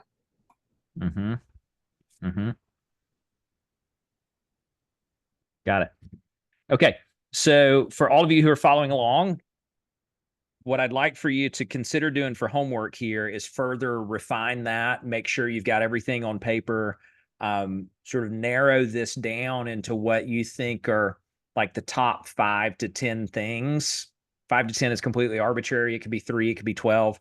If you have a team, invite your team members to do this same exercise.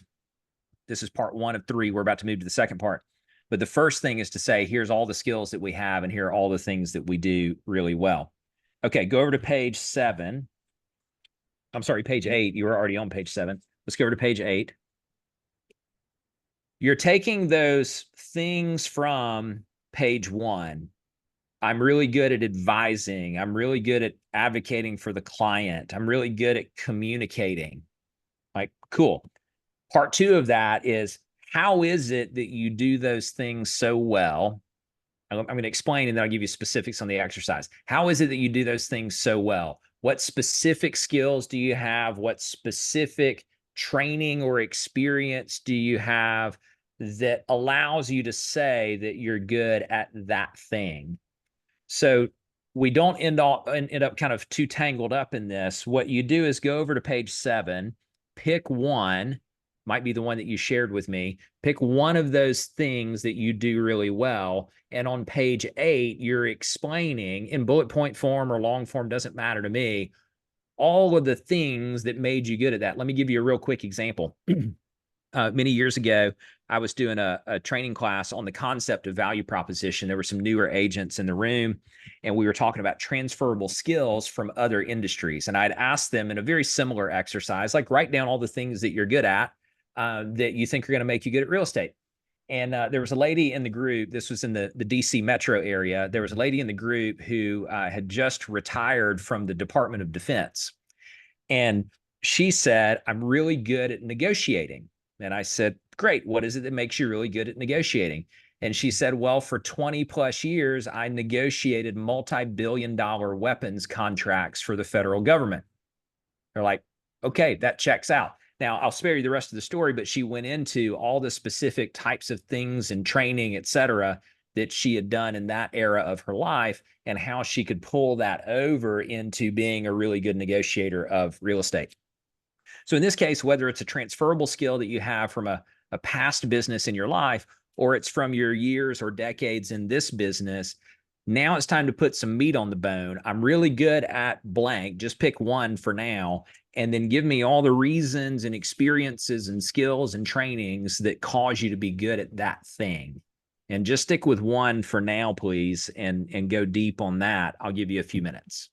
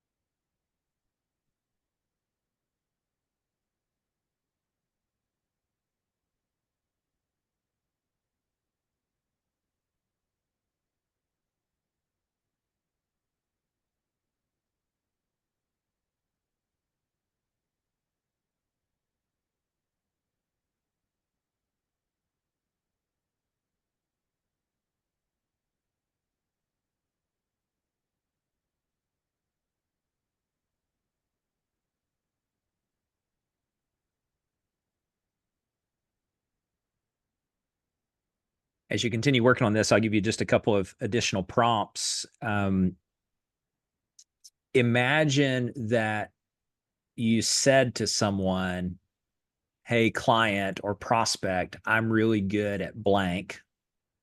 And they said, cool, prove it.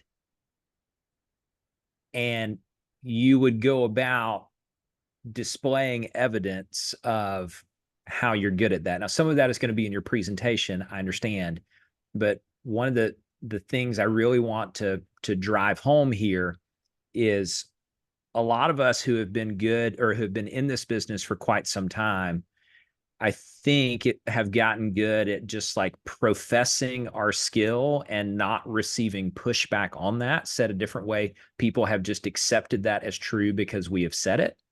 And where I'm striving to improve our delivery on this is being prepared for some sort of objection. If I say I'm really good at market knowledge, the person's thinking, okay, well, I hope you're good at market knowledge. Prove to me how it is that you're good at market knowledge. And you go on to explain these types of things that we have in part number 2. So build a little more on that with that first key skill or value. If you feel like you've already exhausted that one, like, hey, Bill, I'm good, I know how to flex that muscle, move on to the second one, please. So your second big muscle group, what's that one? How'd you get really good at that? What are the skills, trainings, designations, stories, examples, et cetera? I'm going to give you another maybe 90 seconds or so to play with this. And then I'll pick a couple of people to play with me.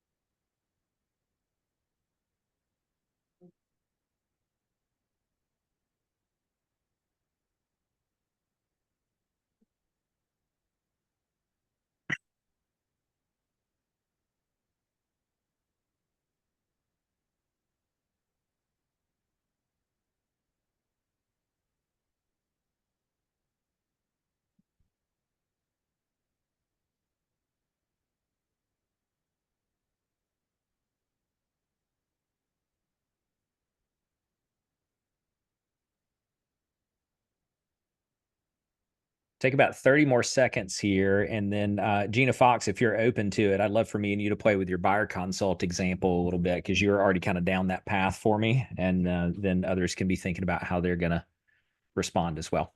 30 seconds, please.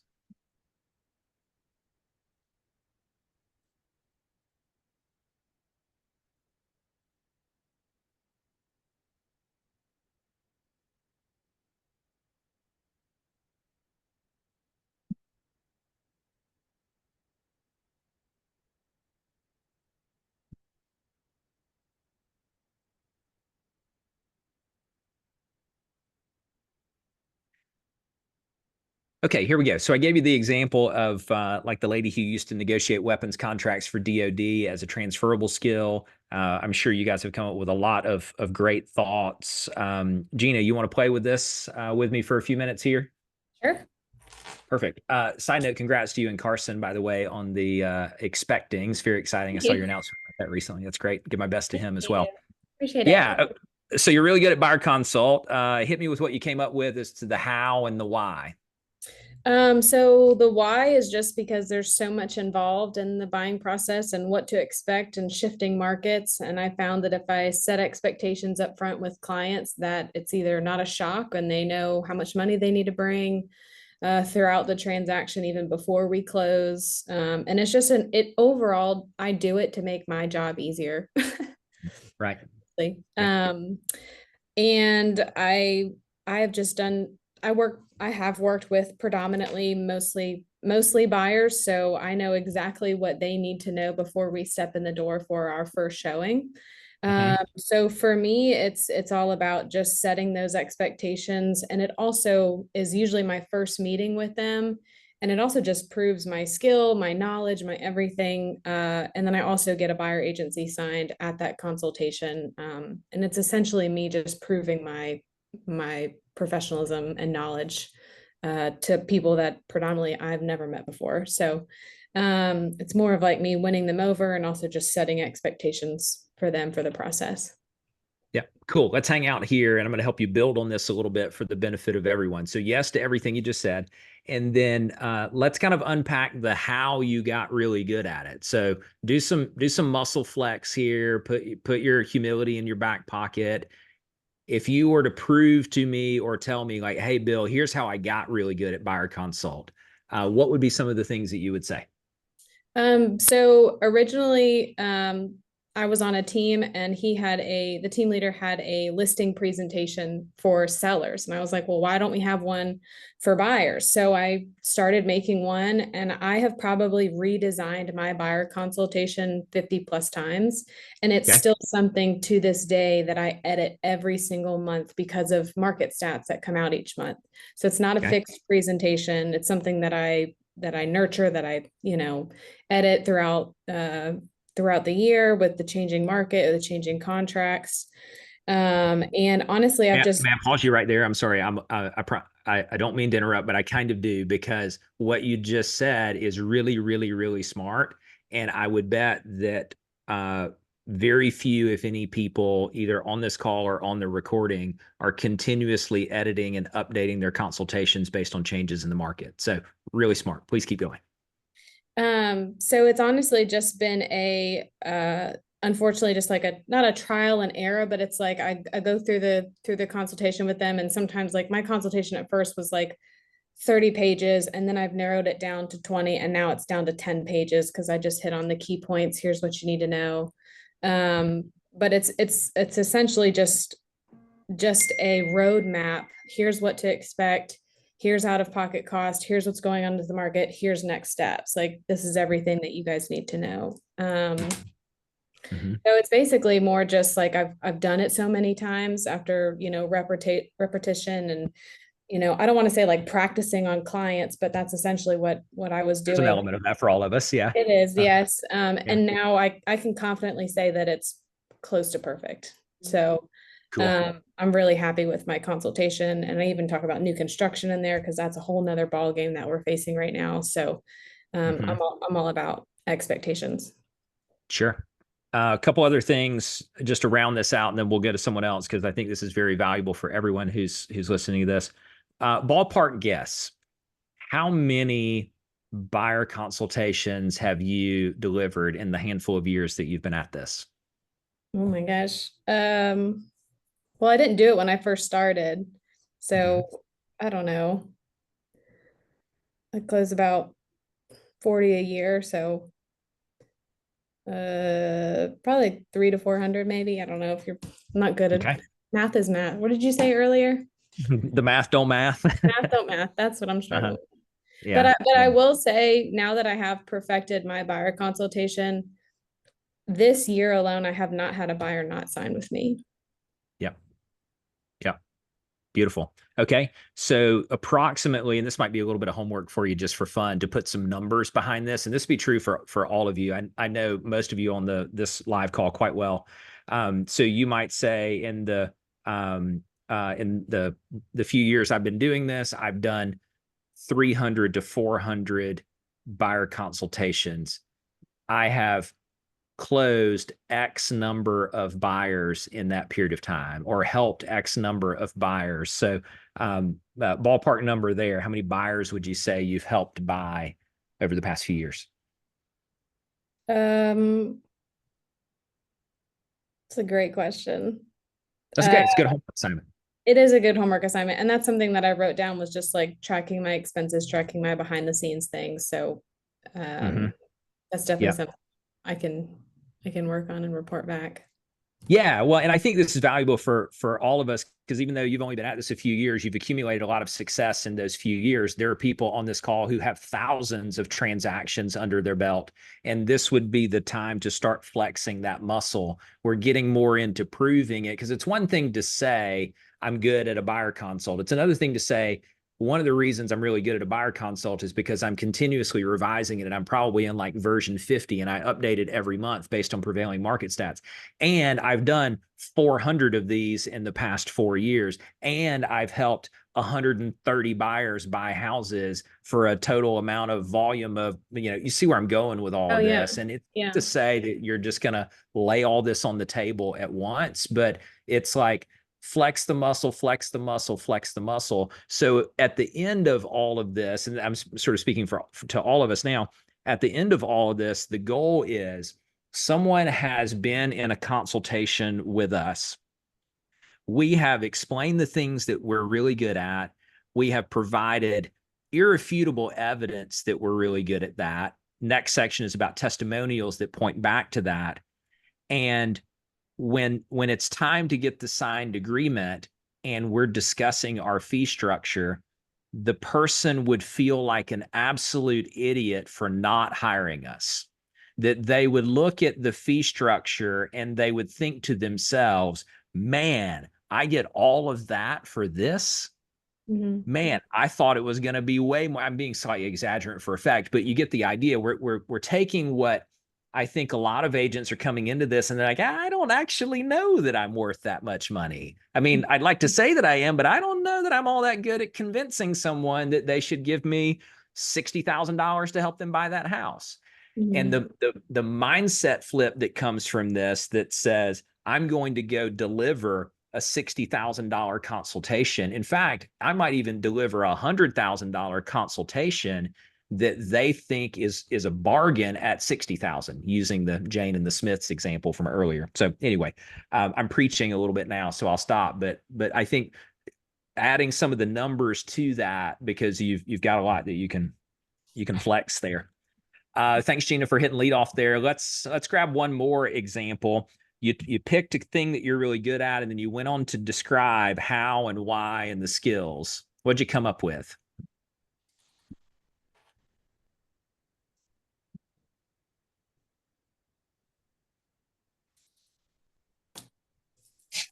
Hey, Bill, I can share one. Yes, please. Thank you. There's some similarities of mine to Gina's, but maybe a slightly different perspective. The thing that I'm focusing on and thinking about is the systems we have in place to ensure that our transactions are so simple that we can alleviate the fear, the biggest fear I believe that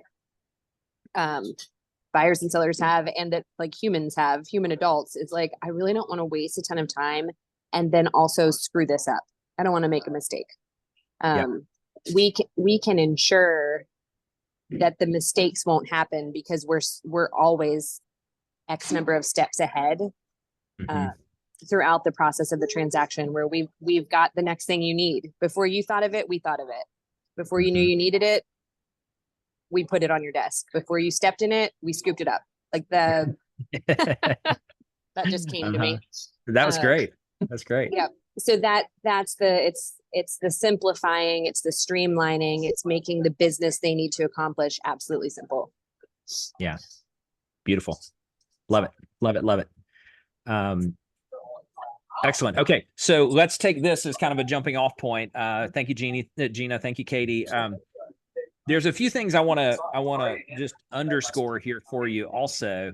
And that is, as you build this out, so your homework assignment would be to go back to the 5, 10, whatever the number is of the things that you do really well, to build them out in a way that you've heard me and Gina and Katie describe here.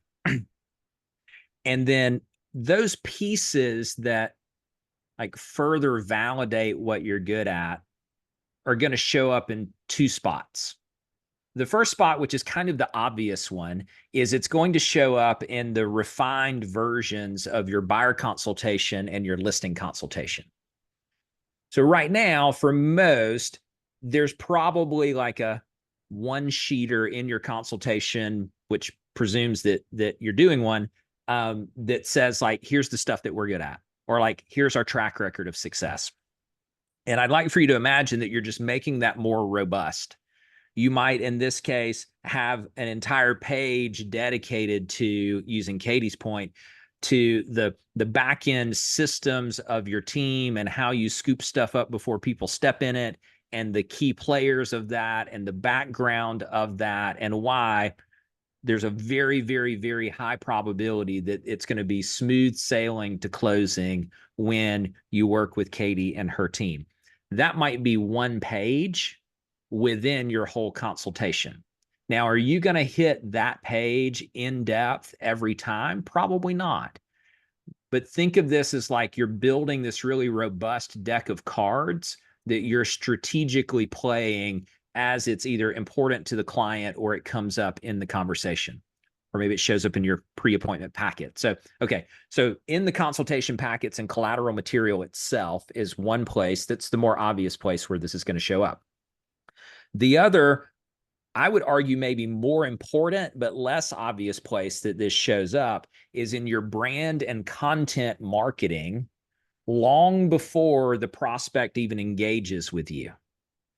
So let's take Gina's, for example. Gina, you might pick a section related to, you mentioned new construction briefly. So you might pick a section about your knowledge and understanding of new construction, which we would agree is part of your value proposition to working with buyers, which we would agree would show up in your buyer consult. But now you might have a 5-part series that you're going to do on content about, things every buyer should know related to new construction, or things I've learned over the years from having helped X number of people buy new construction houses.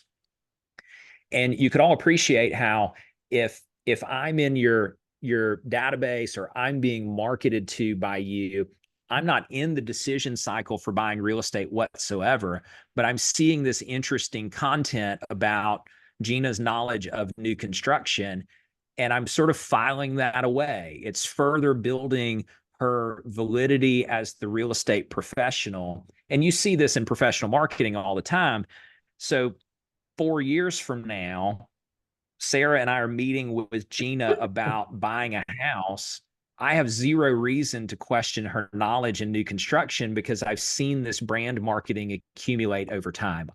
My stance is I'm already at yes, as long as you don't talk me out of it. Versus in the absence of really well executed brand marketing, I imagine the person brings a healthy degree of skepticism to every meeting. The prospect does. They may not vocalize that skepticism, but they show up and their stance is neutral to skeptical. And my job in the consultation is to sway them to my perspective. If I'm doing all of this in brand marketing before they get to me, I've already turned them from neutral or skeptical over much more into positive/neutral, which makes it easier to close them. So in summary here, what I would encourage you to do is take those 5 to 10, build them out like we just discussed over on page 8, put those pieces in your consultation, and also look at how those things can show up in your brand and content marketing so you're reaching people much, much sooner in the decision cycle. You will absolutely fill up your content calendar just based on this exercise. You will no longer, if you are, struggle for the what's my next video? What's my next social post? What do I put in my next newsletter? Because all you're doing in this case is you're just better articulating the things that you're already good at. You're getting it out of your mind and into the ears of your audience. Let's go over, if we can, to page 9. I won't spend a ton of time on this because this is really more of a homework thing, but this is the third part of building that deck of cards. So we have the skill, we have why we're good at it, and now we have very specific client testimonials that point back to that. So it's one thing for me to say that I'm good at this thing. It's one thing for me to talk about the training that I have or the experience that I have. It's another thing for me to say, here it is in the words of one of my past clients. So I would imagine that the best practice here is you would have like 3 to 5 testimonials that specifically support that particular skill. So Jim had mentioned earlier, and I forget exactly the terminology you used, Jim, but it was like basically like providing really high level. I wrote it down, really high level of service. Yeah, service level and advocating for the client. So what I'd be looking for there are testimonials, and I know you guys have them. I'd be looking for testimonials from people that specifically reference level of service. And if you really want to get nuanced on this, I'd be looking for testimonials that are like a broad cross section of people. I'd be looking at like different price ranges, different socioeconomics, different demographics. I don't want like 4 testimonials from all like first-time home buyers or 4 testimonials all from retirees. I want like this like broad section so that if the prospect is looking at it or I'm talking about it, you need the prospect to be able to see themselves in that testimonial. They need to be able to easily draw the bridge between like, oh, Jim and Ruby did this for that person, and my family looks a lot like that family, so I bet they could do that for me too. So your homework assignment on that piece would just be to go look back through your testimonials and to find the ones that point to it. And moving forward, if you're not already doing this, I think it's important to, let's say, guide, I'll put air quotes around that, to guide people in how they write their testimonials for you. It's one thing to say, and I'll be slightly exaggerant for effect. It's one thing if I'm a past client of Zach's, it's one thing for me to say, I loved working with Zach. He's great. You'll love working with him too. All right, cool. That's sort of like reading an Amazon book review that just says great book. You're like, all right, well, maybe, but that doesn't really tell me anything. But if I know that like the thing that Zach did really well in my transaction is he helped me solve this really gnarly problem, and that's one of his values is solving complex problems, then Zach might guide me a little bit on how I write my testimonial and just be upfront with me. Like it's helpful if you write a more specific testimonial or review for me. I know you mentioned me helping you navigate that really difficult problem was important. It'd be helpful if you'd put that in the testimonial. And now your future testimonials have more richness and depth to them that ultimately point back to all of this. So let me pause here for a second. I'd love to hear from a few of you. What are kind of your key takeaways from this, or what are you maybe thinking about a little bit differently, you're going to do a little bit differently based on the way I've outlined this for you?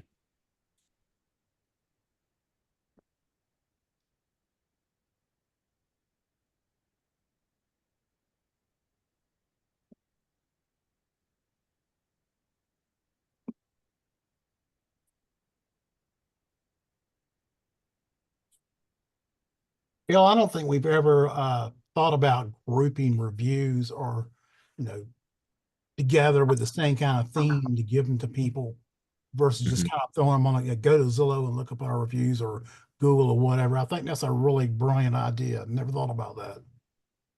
Good. Thank you, Jim. That's exactly why you paid the free entry fee to the webinar, sir. Right there. No, all kidding aside, I've known Jim for a long time. I'm just poking fun. Yeah, that's great. Thank you. And you could see, just to be brief on this, you could see how it would be really easy to put that in your consultations as well. You're cherry picking some of the best ones, and they're like in word bubbles on that page for that value or skill that you have.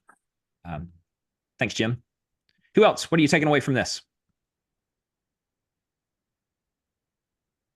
Listen, I think it's great practice for the conversations we're invariably going to have, like here forward, like why you? And if you don't have some of those testimonials even slightly memorized or being able to articulate the superpowers that you possess, there's going to be a lot of folks caught like a deer in the headlights, and they're going to be like, well, why you? And they're like, because I'm nice. Right. Because I do a good job, because I'll work hard for you. And while other things might be characteristics that folks love, when you can give specific examples of things that you're able to do that would be useful to them in a transaction, and rattle it off with confidence, again, I hearken back to, and I have this conversation with everybody that I've ever coached, mentored, or whatever. The whole reason we're involved in any of these transactions or any of these conversations is because people do not know what the hell they're doing. And that's why we're there. And so they're asking, will you hold my hand and lead me in this? Some will ask in different ways, but essentially that's what everyone's asking for. I need help because I don't know what I'm doing. And if you're able to help them understand that you would be the best person to help them, grab them by the hand and navigate them through the, what they call it, the gauntlet with the swinging hatchets and, right? I'm the person, and we need to be able to do that readily. This exercise, this webinar today, this will allow us to bring this into the front of our vision and start preparing for these conversations, which incidentally we're already having. Sure. I'm already having them, and I know everybody else is too. So that's my big takeaway. Yeah, absolutely. Thank you. Other thoughts? What are you taking away from this? And then we got one more little section to hit before I let you out of here today. I'll just share, Bill, that I appreciate how familiar this feels, like as we're all preparing to do something that is we're anticipating will be new as it unfolds. It feels just exactly like what we've done before, which is, hey, the better you set expectations and the better you prepare people for the process ahead, the fewer objections you receive. Right. That's just always been what we're doing. And now it just feels like, okay, well, now we're anticipating there might be new objections or stronger objections or more frequent objections, but we're not doing anything new about it. We're just repurposing this skill set of how do we be so prepared in the moment that it minimizes the objections and allows us to help people move forward. So correct. Yeah, I appreciate that feeling of like, oh, we've done this before.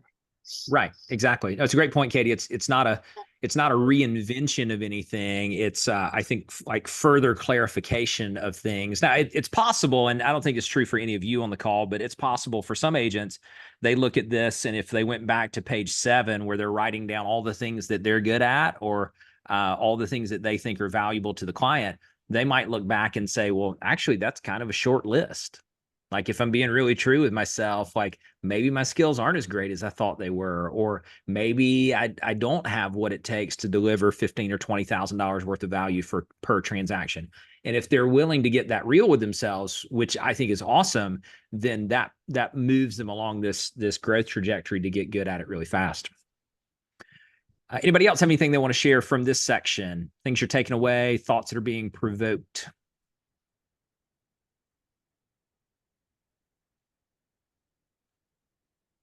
All right, cool. Got a couple other things to hit before we scoot out of here for today. I told you at the top, I'd do my best to get you out of here by 2:30. I might run just a smidge over that.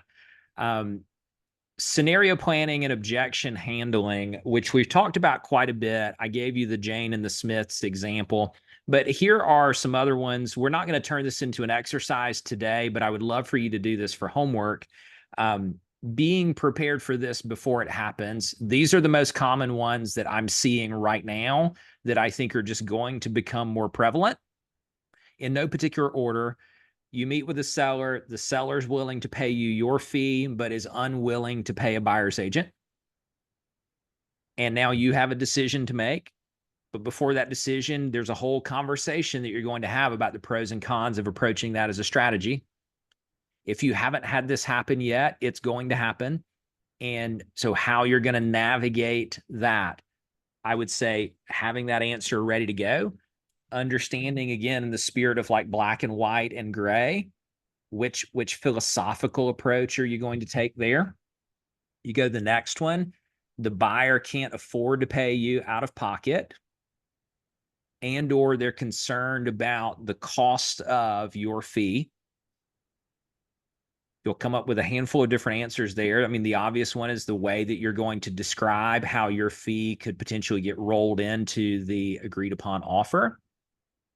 But there's kind of 3 pieces in here that you'll want to be prepared to navigate.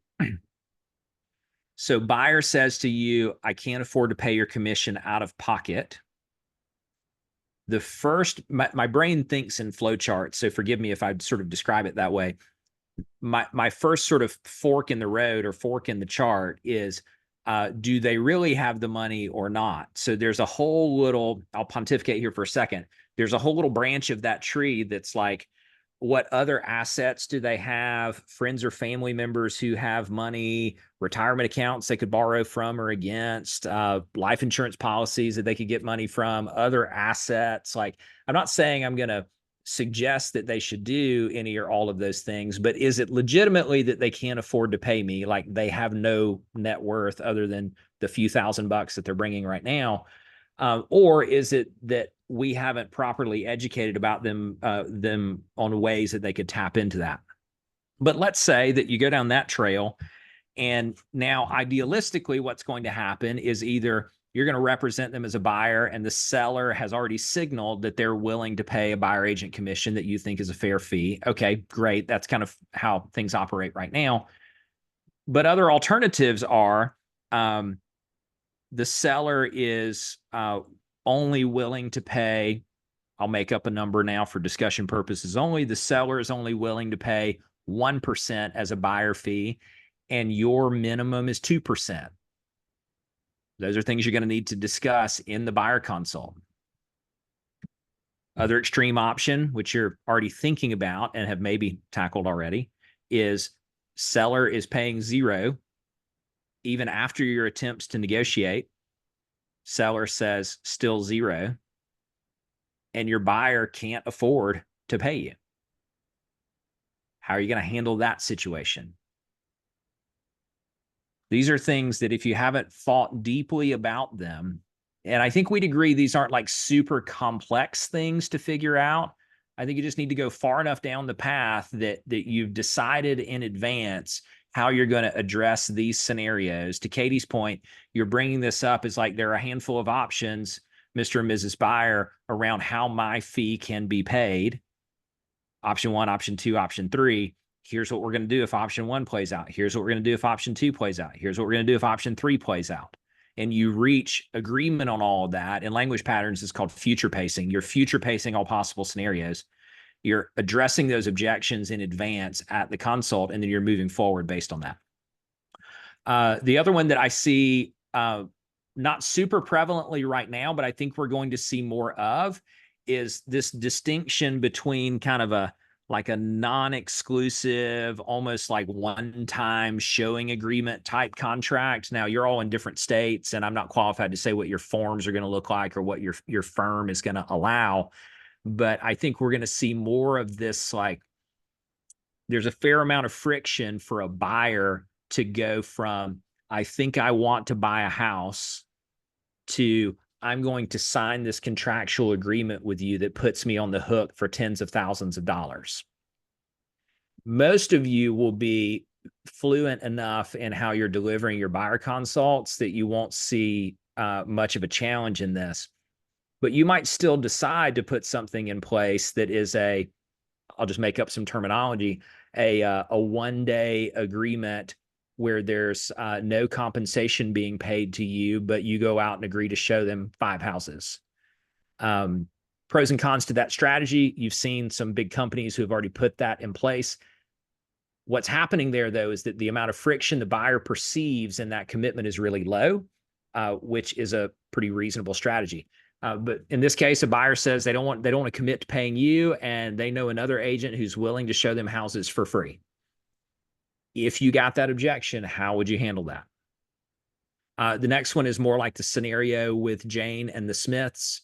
Past client wants to negotiate based on past referrals and or because they know somebody else who will do it for less.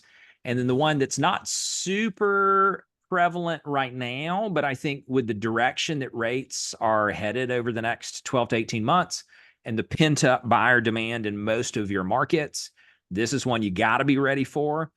The buyer's in a multiple offer situation and wants you to waive and or discount your commission in order for them to get the house. So you might have done a really good job at the buyer consult of explaining fee structure. Now, all of a sudden, the seller's looking at it, and the seller had not committed a certain amount that they were going to pay. So side note, I think you're going to see a lot of this too, where the seller does not make an upfront formal commitment to pay buyer's agents. and they might say like undecided or to be determined or something like that. And they're not signaling 0, but they're not signaling 2.5 or 3 for discussion purposes. They're just signaling their openness to compensating a buyer's agent based on the offer. And if you were the only offer and it was a full price offer, then you're probably going to get paid a reasonable buyer agent commission for that. But imagine that all of a sudden you look up and the seller's got 10 offers. And in some of those offers, the buyer is not asking for the seller to pay commission. The buyer's either picking up that fee themselves. The buyer's agent, out of their desire to just get the deal done, discounts heavily and undercuts you as a result of it. You could come up with a lot of different scenarios that in just you have a buyer and you're the only one at the dance wouldn't be applicable. But all of a sudden you're in a market where you got 10 offers and everybody's doing everything they can to maximize seller net to get the house, where your commission becomes even more negotiable in the eyes of the buyer than maybe it was previously. The same could probably be said on the seller side of that equation. Of we listed it at 500, we got a bunch of offers and the top one's 550. So if I'm going to take this 550 offer, then Mr. and Mrs. listing agent, I need you to, discount your fee. So there are ways that they could go that way as well. So we're not solving for any of these today, but what I wanted to do was put in front of you what I see is these top 4 are already happening right now.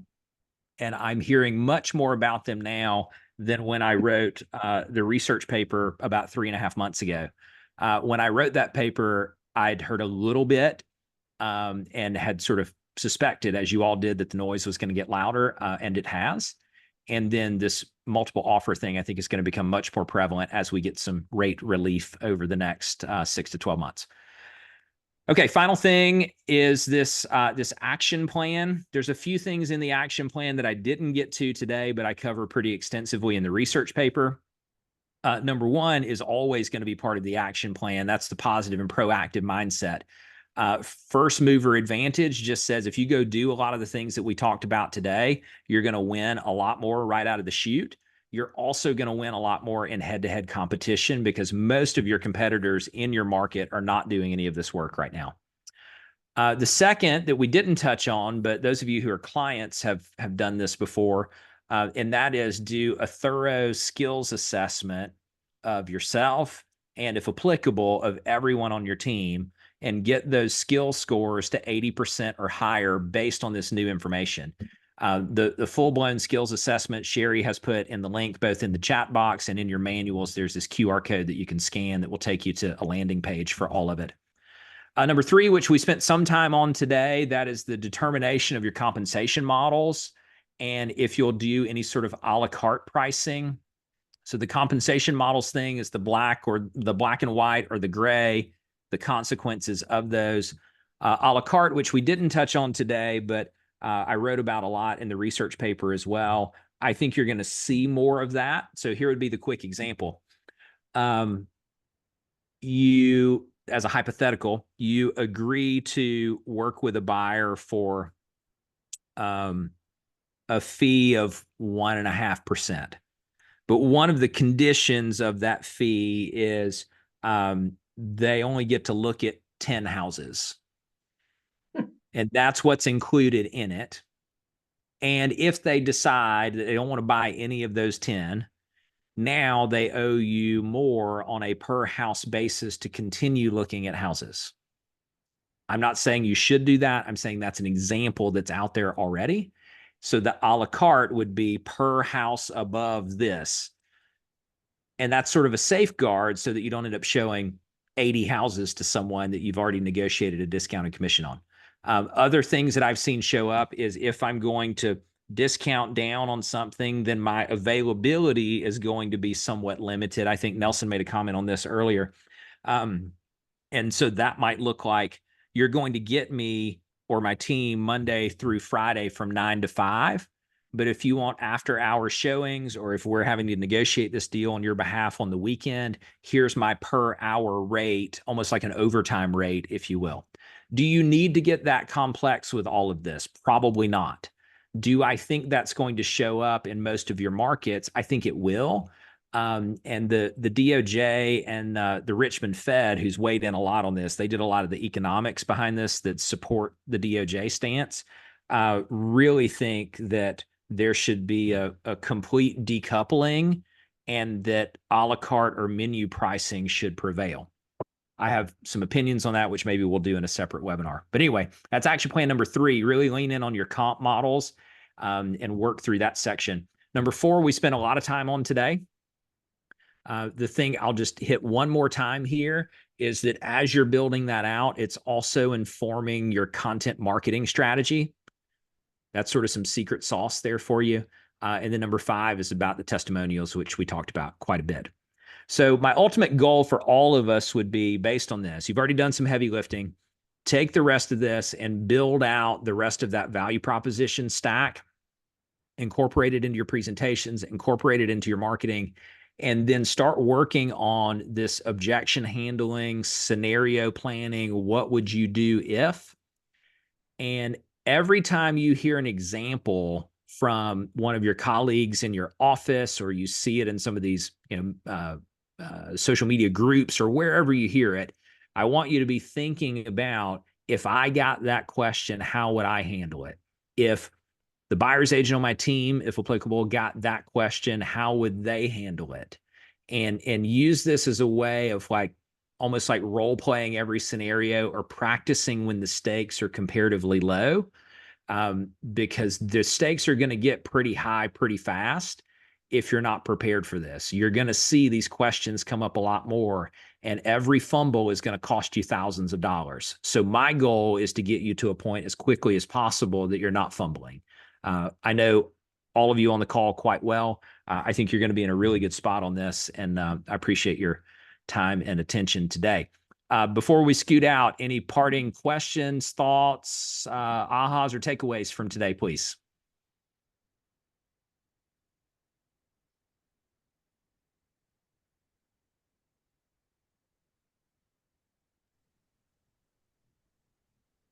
My mom asked if she could be on the webinar so she could cheer me on. I told her no. So it's up to you now. I really enjoyed this webinar. These things have been in the back of my mind, just with everything going on in the news and social media, and just different things that have happened. I'm actually under contract with a for sale by owner, and they were offering 1% commission to the buyer agent. We ended up negotiating, and I got 2.5%, which was great, but it's happening. It's going on right now. And these scenario questions are definitely giving me some things to think about, maybe pairing up with some other agents, top producers in the office, and just seeing, how they would handle it. So I really appreciate this webinar and you putting it together. Yeah, my pleasure. Thanks, Gina. Anybody else? Key takeaways from today, please.